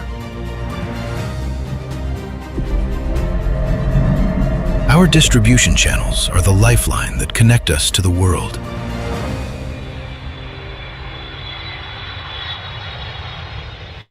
The Serum Institute of India is a great example of how innovation and partnership can come together to drive real impact. Serum has made life-saving vaccines, including those for rotavirus, pneumonia, and measles, accessible and affordable for millions of children in India and across many low and middle income countries. Through the Foundation's partnership with Gavi and Serum, I've seen what's possible when innovation drives equity, reaching the underserved communities and improving health outcomes for entire countries. Serum's continued leadership in vaccine innovation will help make sure that every child has the chance for a healthy start in life. With 28 WHO pre-qualified vaccines and approvals from the world's leading regulatory bodies, we meet the highest standards of safety and efficacy. Our state-of-the-art facilities can produce 4 billion doses annually. Our journey doesn't stop at borders. It reaches even the most remote areas. When the boat arrives with vaccines, it is a symbol of hope for the local community. We cross mountains to ensure no one is left behind. No terrain is too difficult when health is at stake.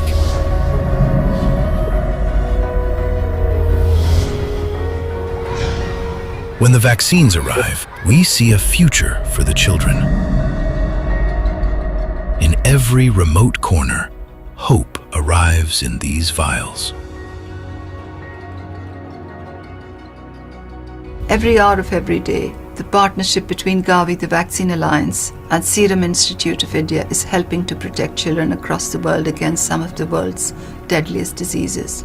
And they're giving the world's most vulnerable children a shot at a healthier, more successful future. We do this for the joy and future of every child. It's not just a job, it's a purpose. In each vial, there's a commitment to a healthier world. Our mission is universal: health, hope, and impact. Serum Institute of India, delivering quality, ensuring accessibility, and creating impact. Together, we're protecting lives and building a brighter, healthier future for all.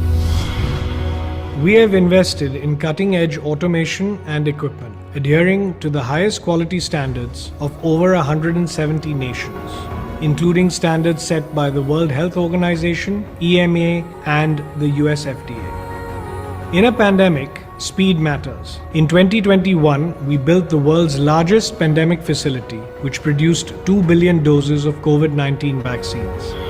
This facility is capable of handling various different vaccine production technologies to deal with future pandemic outbreaks as well.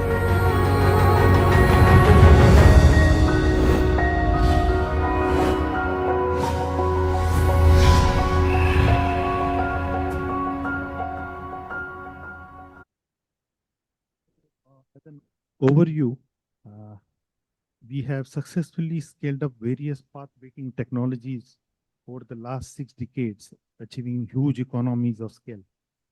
So in summary, we manufacture bacterial vaccines, viral vaccines, polysaccharide conjugate vaccines, combination vaccines, recombinant products, polysaccharide.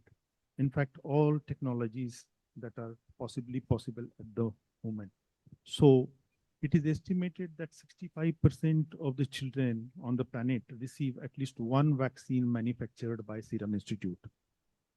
We have distributed more than 25 billion doses over the last 6 decades. And this does not include our recently launched hexavalent pentameninge R21 malaria vaccine.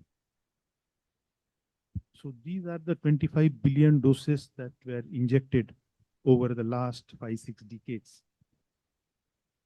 You would see BCG, which is of the normal concentration given at birth. We have intensive R&D. Our R&D initiative includes developing vaccines for the evolving diseases, and it also includes development of better adjuvants, heat-stable vaccines, and conjugate vaccines, monoclonal antibodies, and others. These GMP approvals from global regulatory authorities speaks volume about the safety of the vaccine, the efficacy and the effectiveness, and more so about the quality management system at Serum Institute. You would see that most of the countries in the Southeast Asian region, as well as global regulated markets, have our facilities.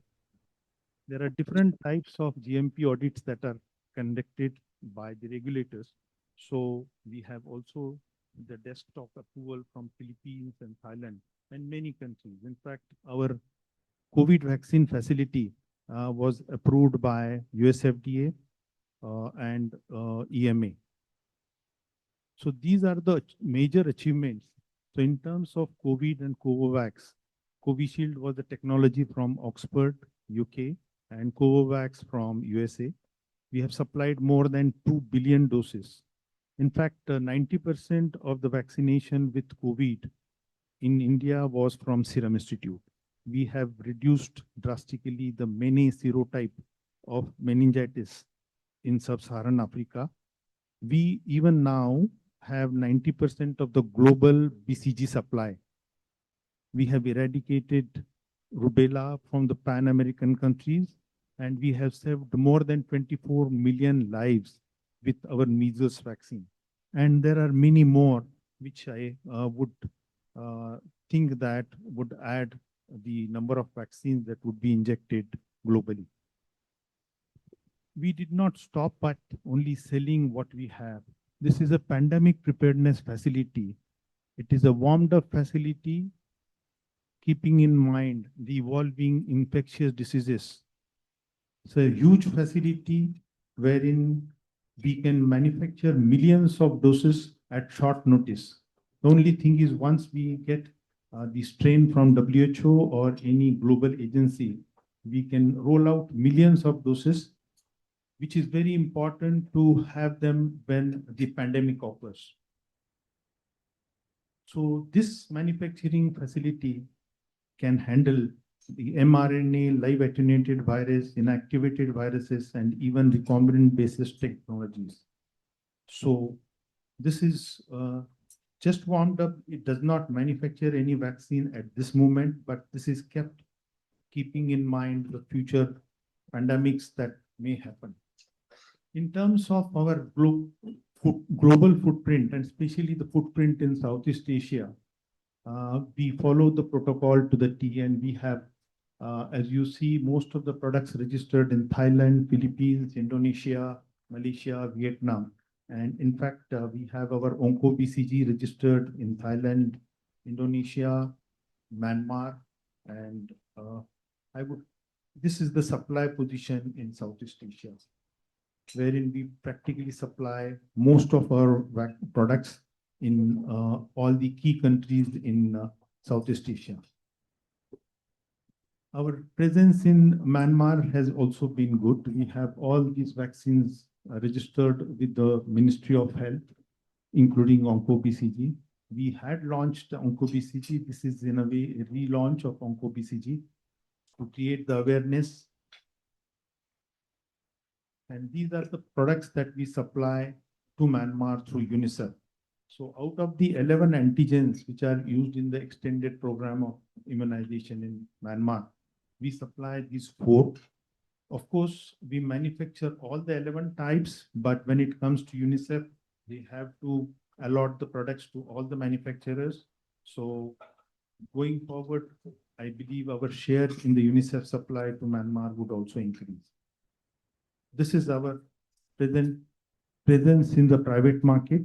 So we supply almost more than 10 products, including OncoBCG, but I believe it would pick up after this conference further. Speaking about OncoBCG global registration status, we have our OncoBCG registered in 33 countries, which includes Canada, Brazil, Egypt, Jordan, Philippines, Qatar, Thailand, Turkey, United Arab Emirates, etc. The global supply position of OncoBCG is excellent. As you would see, that we supply a good quantum in Canada, Hungary, Saudi Arabia to some extent, Philippines, and also in Turkey. Apart from selling the vaccines which we manufacture, we as a company are also engaged in collaborating with the global manufacturers in terms of technology transfer. So these are the various types of technologies that are used for manufacturing vaccines at the moment. And these are our global collaborations. So we are tied up with South Africa for 4 of our vaccines, Nigeria, the biggest populated country in Africa, Russia, Egypt, Iran, Algeria, Saudi Arabia. One of my mission to visit Myanmar is also we are discussing with Ministry of Industry and Ministry of Health, wherein they would want us to supply the RTF, ready to fill bulk, for local production of the vaccines for supply to the public health program. This is our product pipeline. So we have dengue map, monoclonal antibody, dengue vaccine. As we speak, our clinical trial in Malaysia and Thailand has commenced for dengue vaccine. We have yellow fever vaccine. We have typhoid for Salmonella typhi and paratyphi A. We have RBCG. This is a recombinant BCG. which can be given even at a age about 10 years and primarily to the immunocompromised patients. We have dose-sparing IPV, that means the low dose concentration of IPV can give a similar result. We have a bivalent vaccine between COVID and flu in phase 3. We have a bivalent malaria vaccine, which is primarily falciparum and Vivax. Falciparum is mainly prevalent in Africa and Vivax in the Asian continent, including India. We would be working on hexavalent meningitis. So this would practically cover all the 6 strains, pathogenic strains, which lead to meningitis.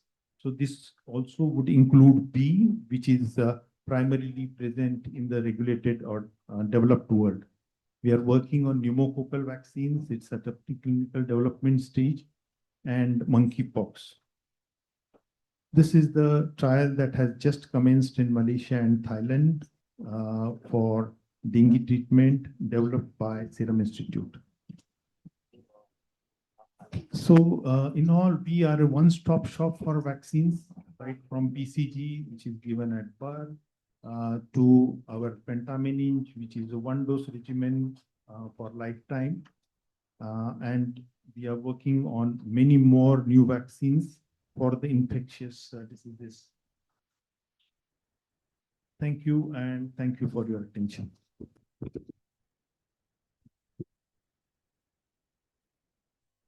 Thank you, Mr. Vijay, for that insightful presentation and for highlighting advanced manufacturing technology of Serum Institute of India.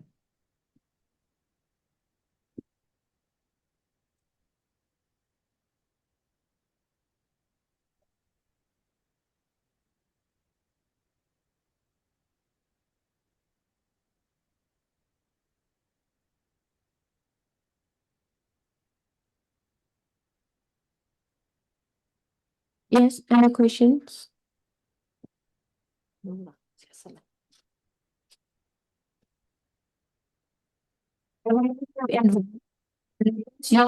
products done, usually had other surgery Islam drug Oh, ciao.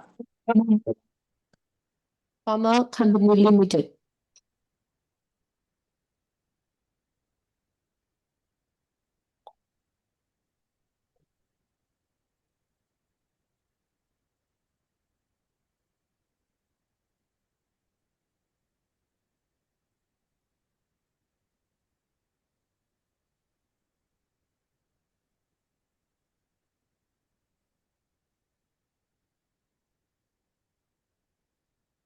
Very good evening, respected doctors, distinguished speakers from home and abroad, and my dear colleagues of Bottle Pharma. I would like to thank and congratulate you for attending this conference, as well as I would like to thank Global Pharma to invite us here for presenting our products, which we are representing in Myanmar from Unimed InnoHealth Pharmaceuticals. So talking about Unimed InnoHealth Pharmaceuticals, I have a short video regarding our company, regarding our corporate presence in our country. So we'll have 3 to 4 minutes to enjoy this video.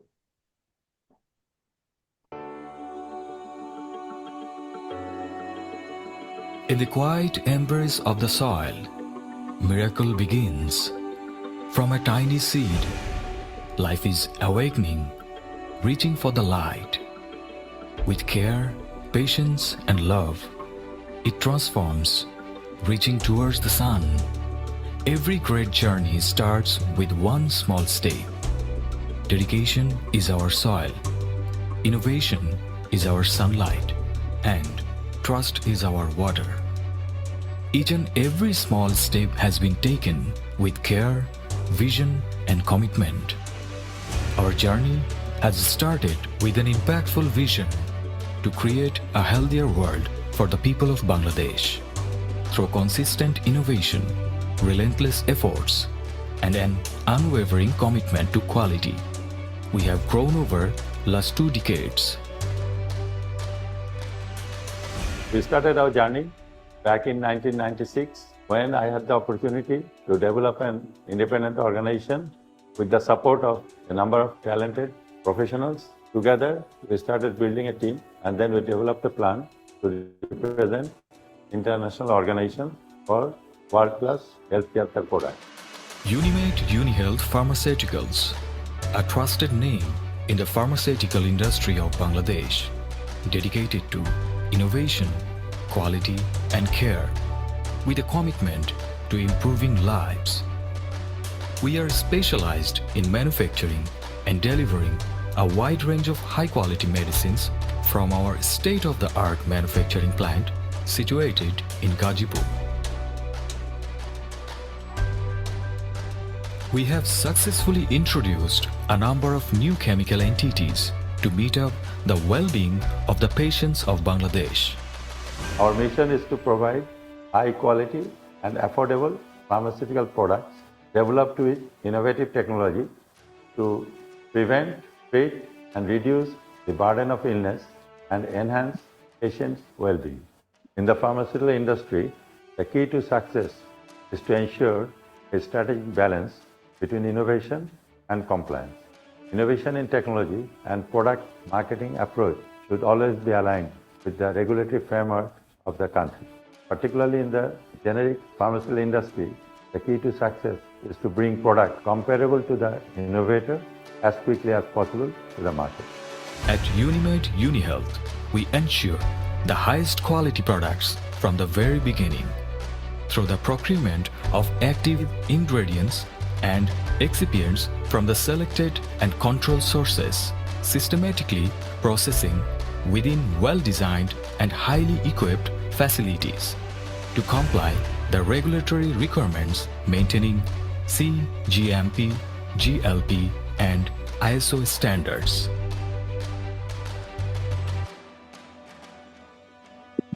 We have 5,000 members of the Unimed UniHealth family who are relentlessly working for the betterment of the healthcare sector of Bangladesh.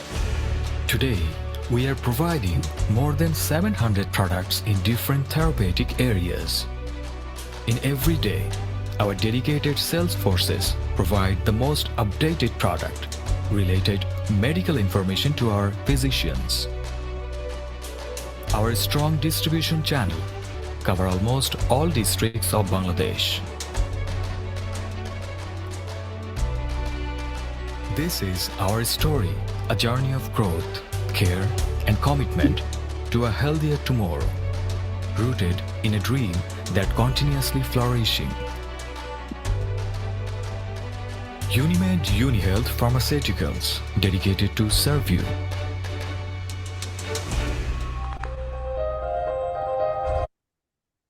So we have a number of line of business. We are involved in pharmaceuticals, dermatocosmetics, herbal nutraceuticals and probiotics. We have diagnostic agents, medical devices, dental and orthopedic implants. We have some diagnostic services, biomolecular laboratories, and we have pharmacy. Unimed UniHealth is one of the fastest growing pharmaceutical companies in Bangladesh, holding market leadership in urology, dermatology, and psychiatry.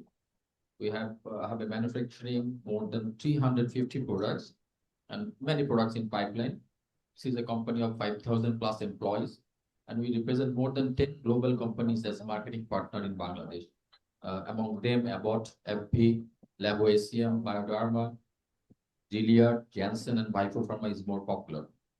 And also, regarding export, we are currently export in some of the countries are already under registration and already some of them registered.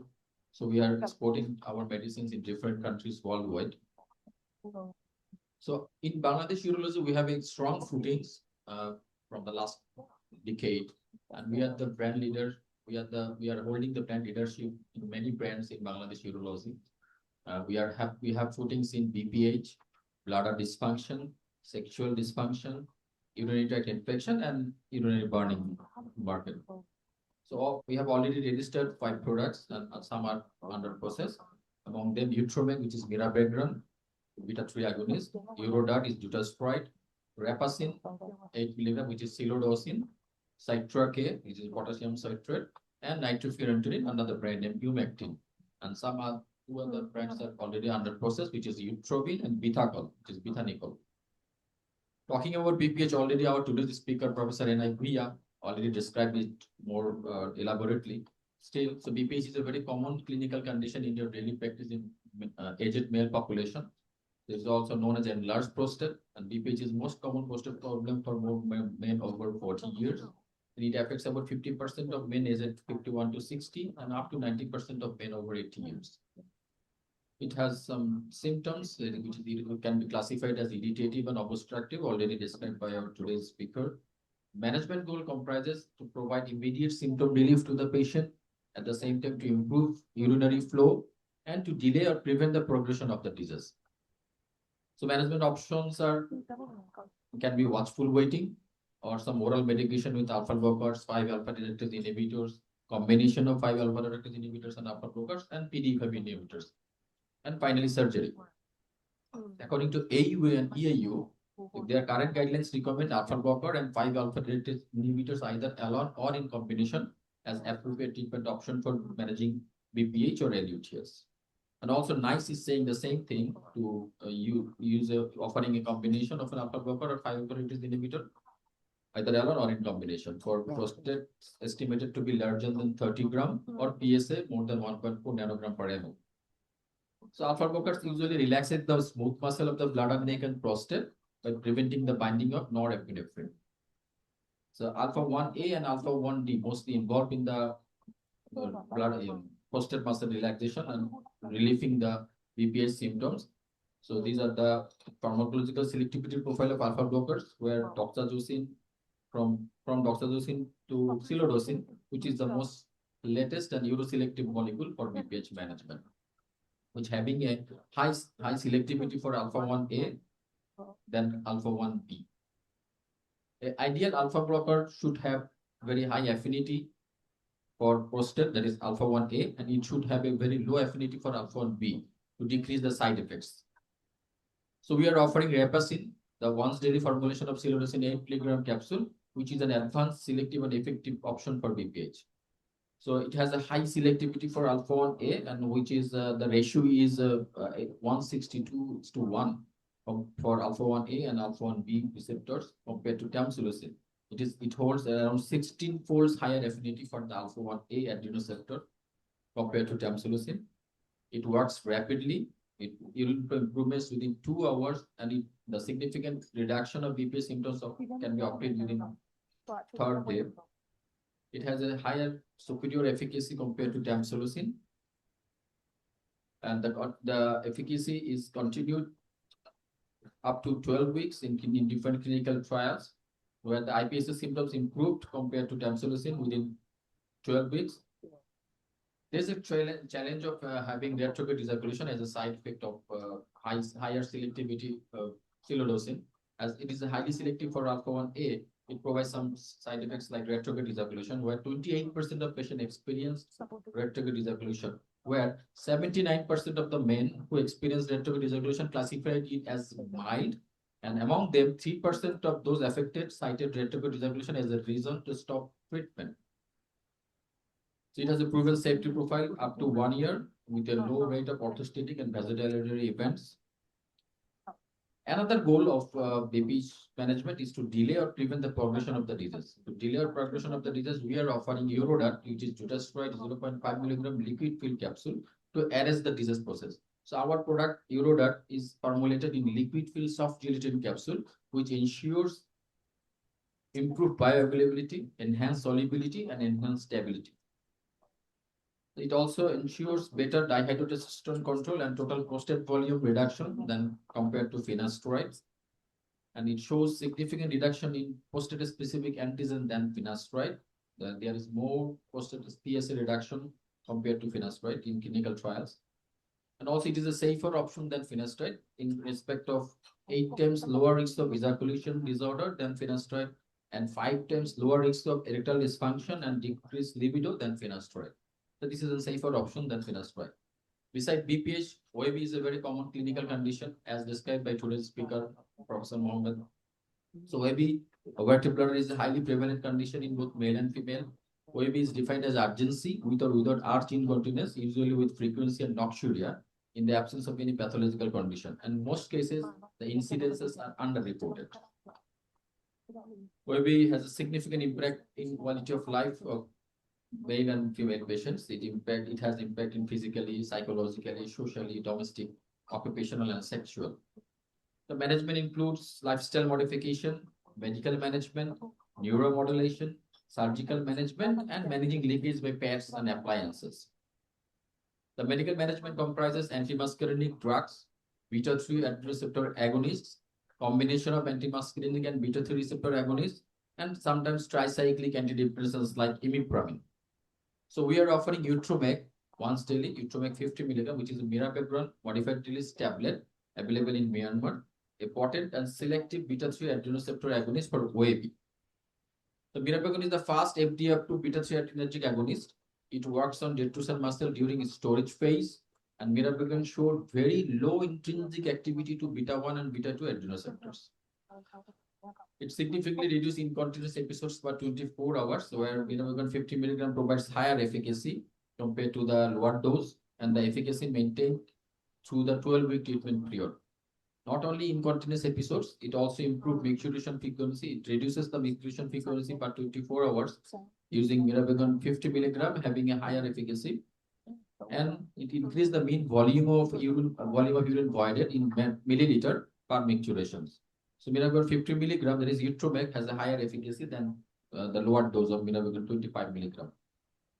There are some contraindications, like mirabegron tablet is contraindicated in patients with severe uncontrolled hypertension, and defined as the systolic blood pressure of 100 millimeter mercury, and this diastolic is 110 millimeter mercury.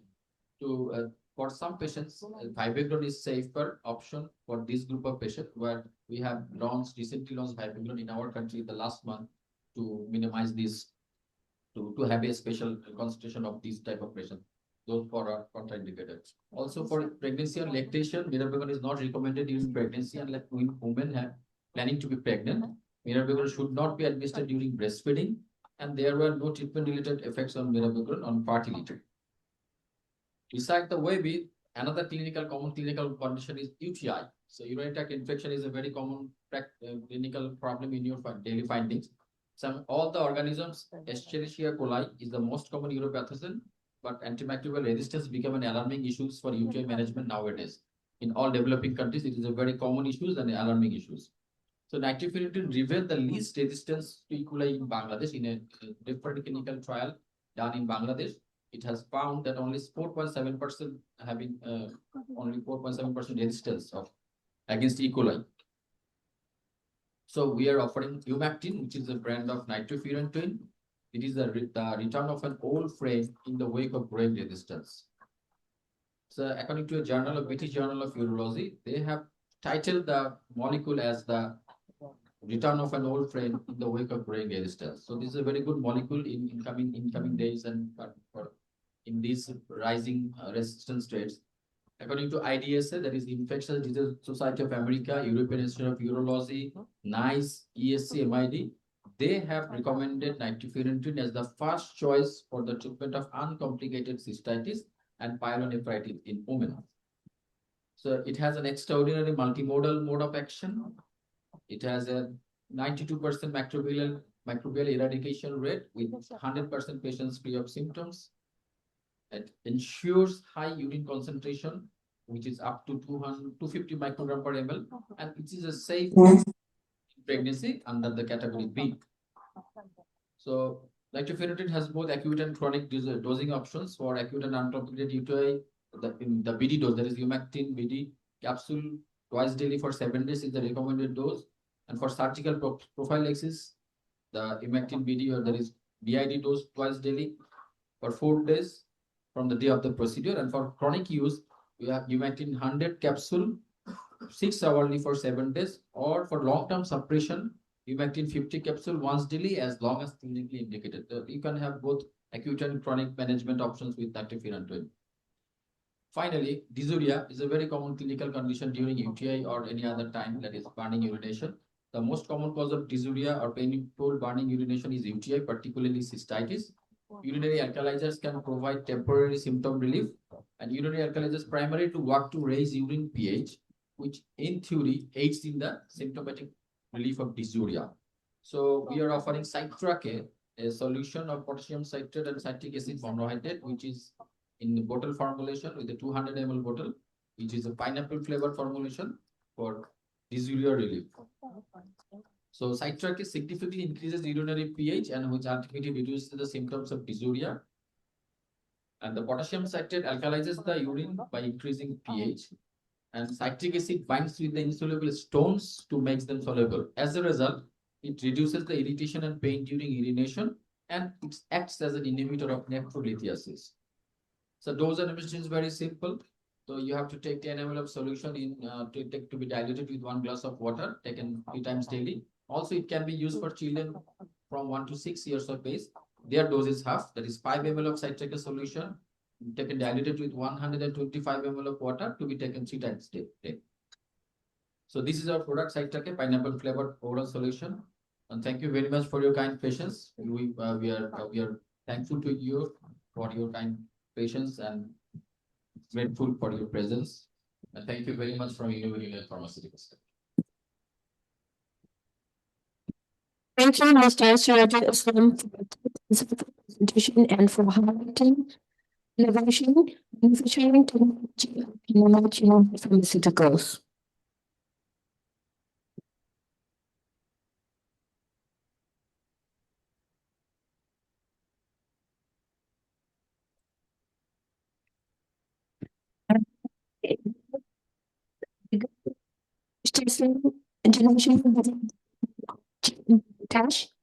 Germany. Hello.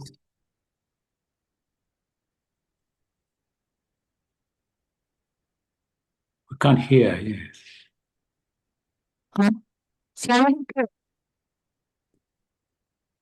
Hello. I can hear. Yeah. Closing remark ပြောပြရမှာလား ဟုတ်ကဲ့ပါဆရာ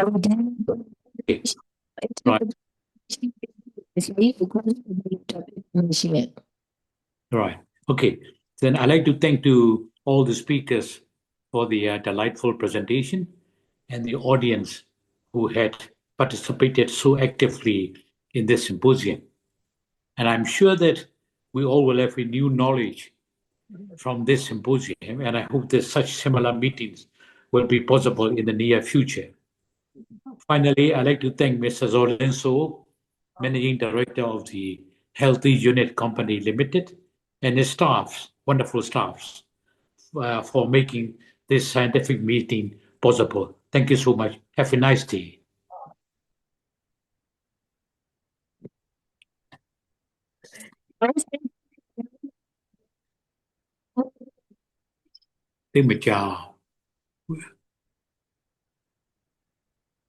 We can hear well. The connection is poor. Oh, yeah. Oh, yeah.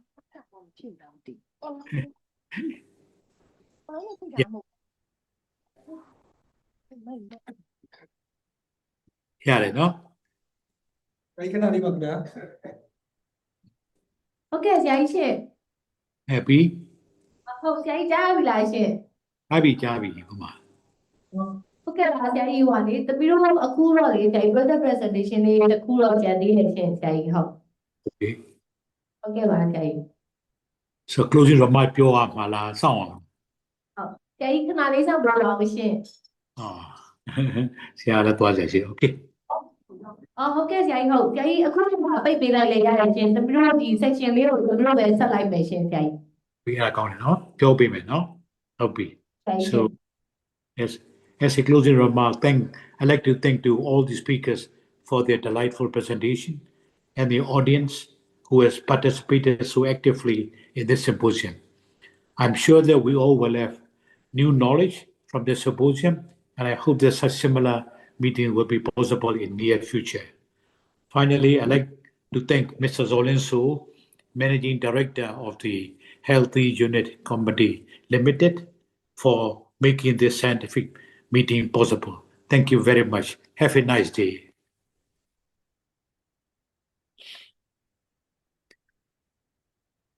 Thank you, our Professor Tang for closing remark. Now, I would like to continue our section to Miss Abigail for intelligent further presentation. Please wait for a moment.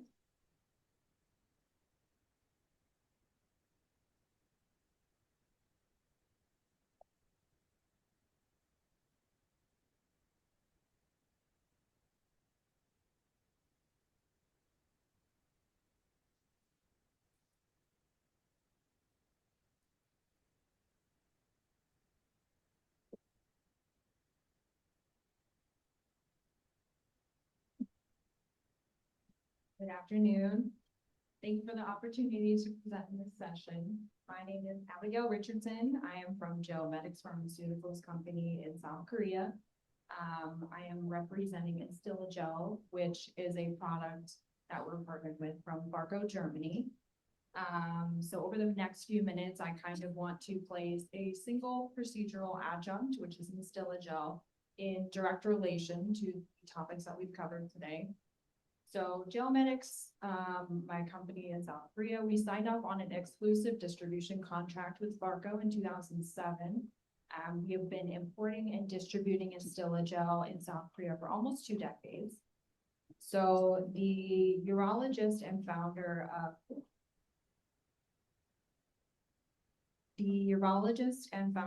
Barco Pharma announced that he wanted a water-soluble, a clear viscosity, and a simple anesthetic and antiseptic lubricant to be ideal, so he developed this. So I want to start by connecting kind of what you've already heard this afternoon and not by starting from zero. So standard BCG therapy, immunotherapy for non-muscle invasive bladder cancer, every single one of those treatments, they usually require catheterization, which is repeated over weeks or months.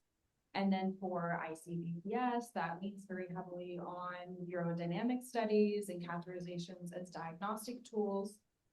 So these are completely different clinical problems, but they all share a very same step, which would be something has to pass safely through that urethra before anything with that clinical work can happen.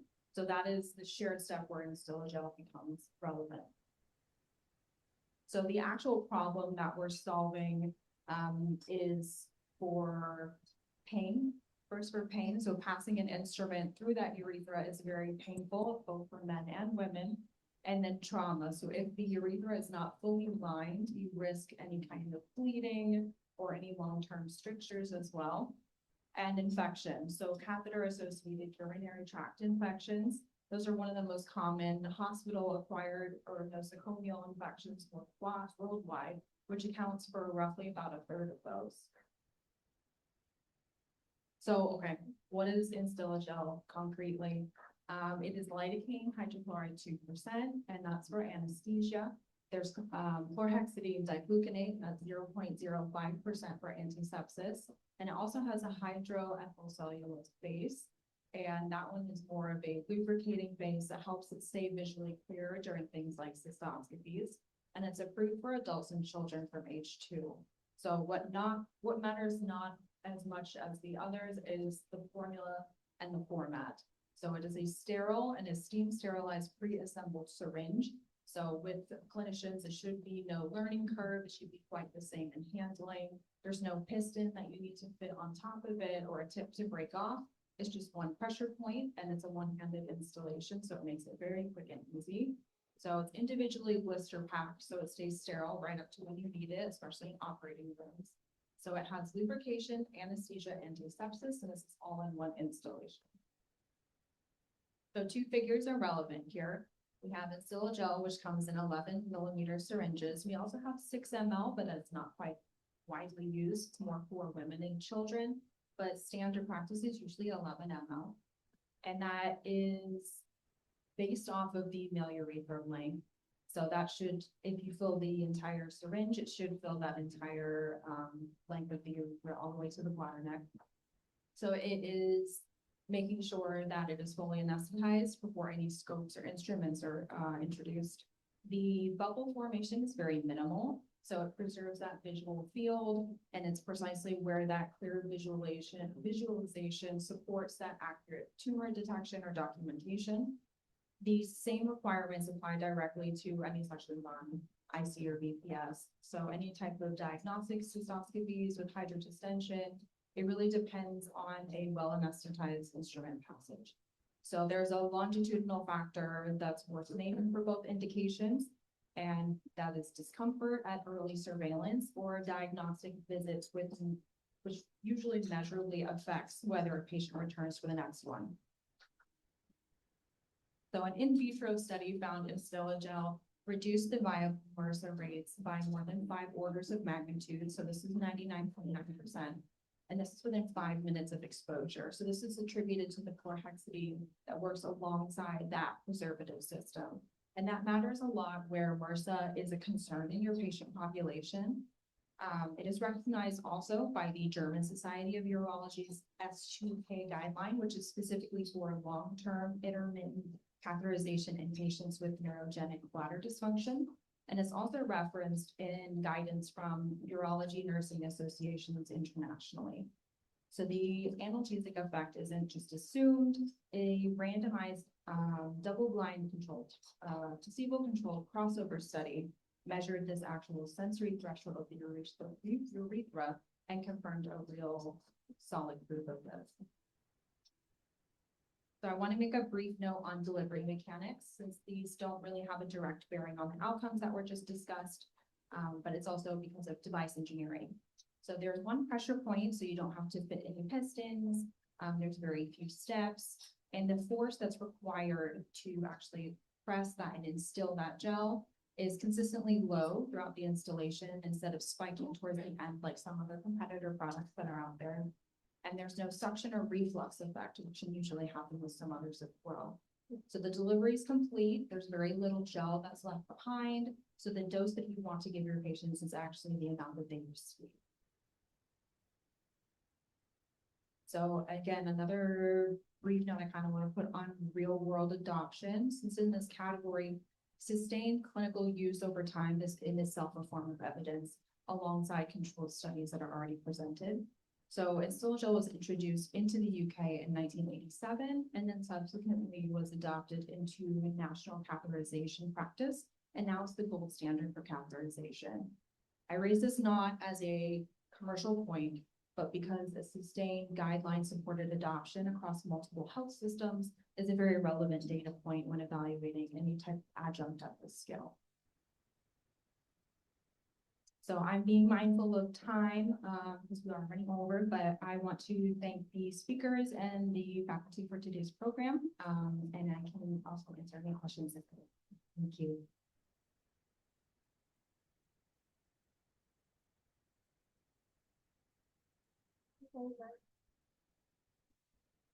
Thank you very much, Ms. Abigail, for a wonderful talk.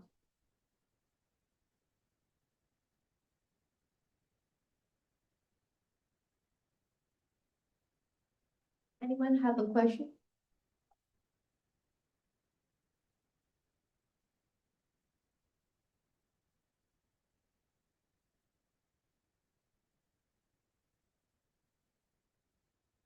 Now, an event like this won't be complete without recognizing the wonderful people who made it all possible. At this moment, we would like to present a bouquet of appreciation to our incredible speakers whose support and presence have truly brightened our event today. Now, may I invite our MD, Mr. Zolenso, to join on stage to kindly present the bouquet to our honorable speaker.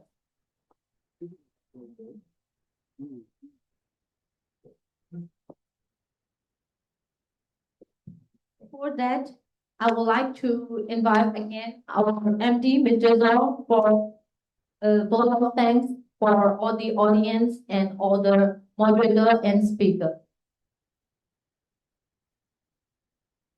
Thank you.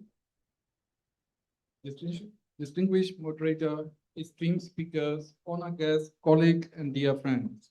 It is my privilege to offer the vote of thanks as we conclude this Urological Hybrid Symposium 2026 on the Bridging Global Expertise in Urology, Innovation in Bladder Cancer, IC, BPS, and LUTS Management. First, my deepest Gratitude to our moderator, Professor Utai, joining us online from United Kingdom. Thank you for sharing your wisdom despite the distance. Professor Dr. Pomier, thank you for your insightful guidance for your nurturing generation of the urologists in this country. Your presence has given this meeting tremendous academic weight and encouragement. Sincere thanks to all our speakers, both foreign and locals, for sharing invaluable expertise on bladder cancer immunotherapy, ICBPS and LUTS management. Your insight, including real-world experience with onco-BCG, will directly influence our daily clinical practice. We are equally grateful to our manufacturer and supplier partners, including Serum Institute of India, and all supporting companies for enabling this educational platform through your continued commitment to evidence-based therapies. Thank you to everyone here in person online, joining from abroad. Your active participation time truly embody the spirit of the bridging global expertise in urology. Most importantly, I want to thank my own staff and colleagues from throughout the Myanmar. Many of you travel long distance and work wholeheartedly behind the scenes to make this event fruitful. Because of your dedication, this symposium has become a national effort to raise the standard of the urological care for our people. I sincerely hope this hybrid model continue at least yearly, so we may keep exchanging knowledge and learning from one another. Please remember to register as a member of this scanning QR code on your table, as well as you can download the IQPS guideline. We will update you yearly as well. Staying connected with us help us to move forward and world-class diagnosis and treatment for the people of Myanmar. Myanmar is our home. Our patients are our family. Let us apply what we have done today to serve our beloved country and all people who live in it. On behalf of this organizing, Healthy Unit Company Limited, thank you once again to all moderators, speaker partners, participants, staff, wishing you a pleasant evening and safe travel home.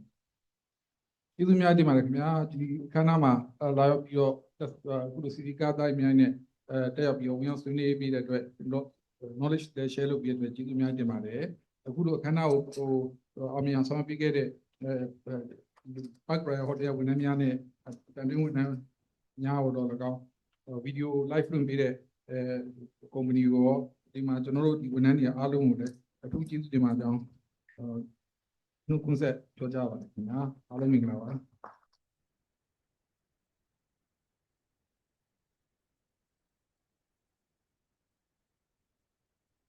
May I invite Dr. H. Sharma to receive a thank you bouquet from our Healthy Unit and Water Farmer.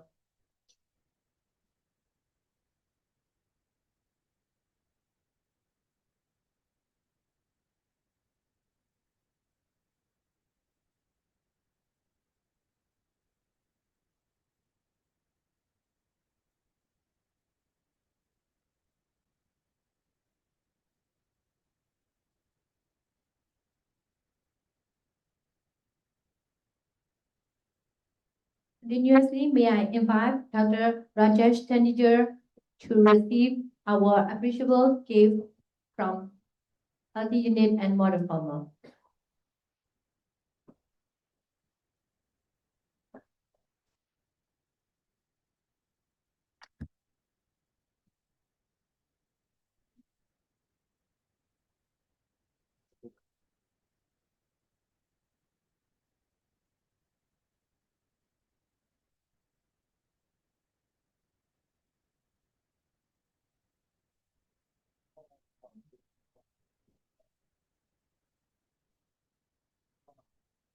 Now, may I invite Professor Dr. Muhammad Nazrul Islam William to receive a appreciable gift from our Healthy Unit and Water Farmer.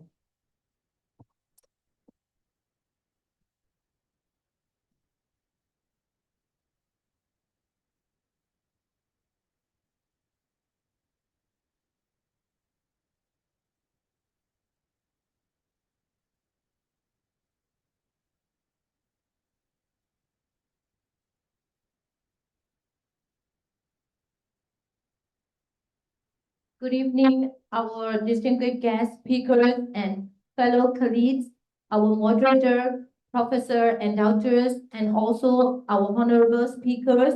We have now reached the conclusion of today's Urology Symposium.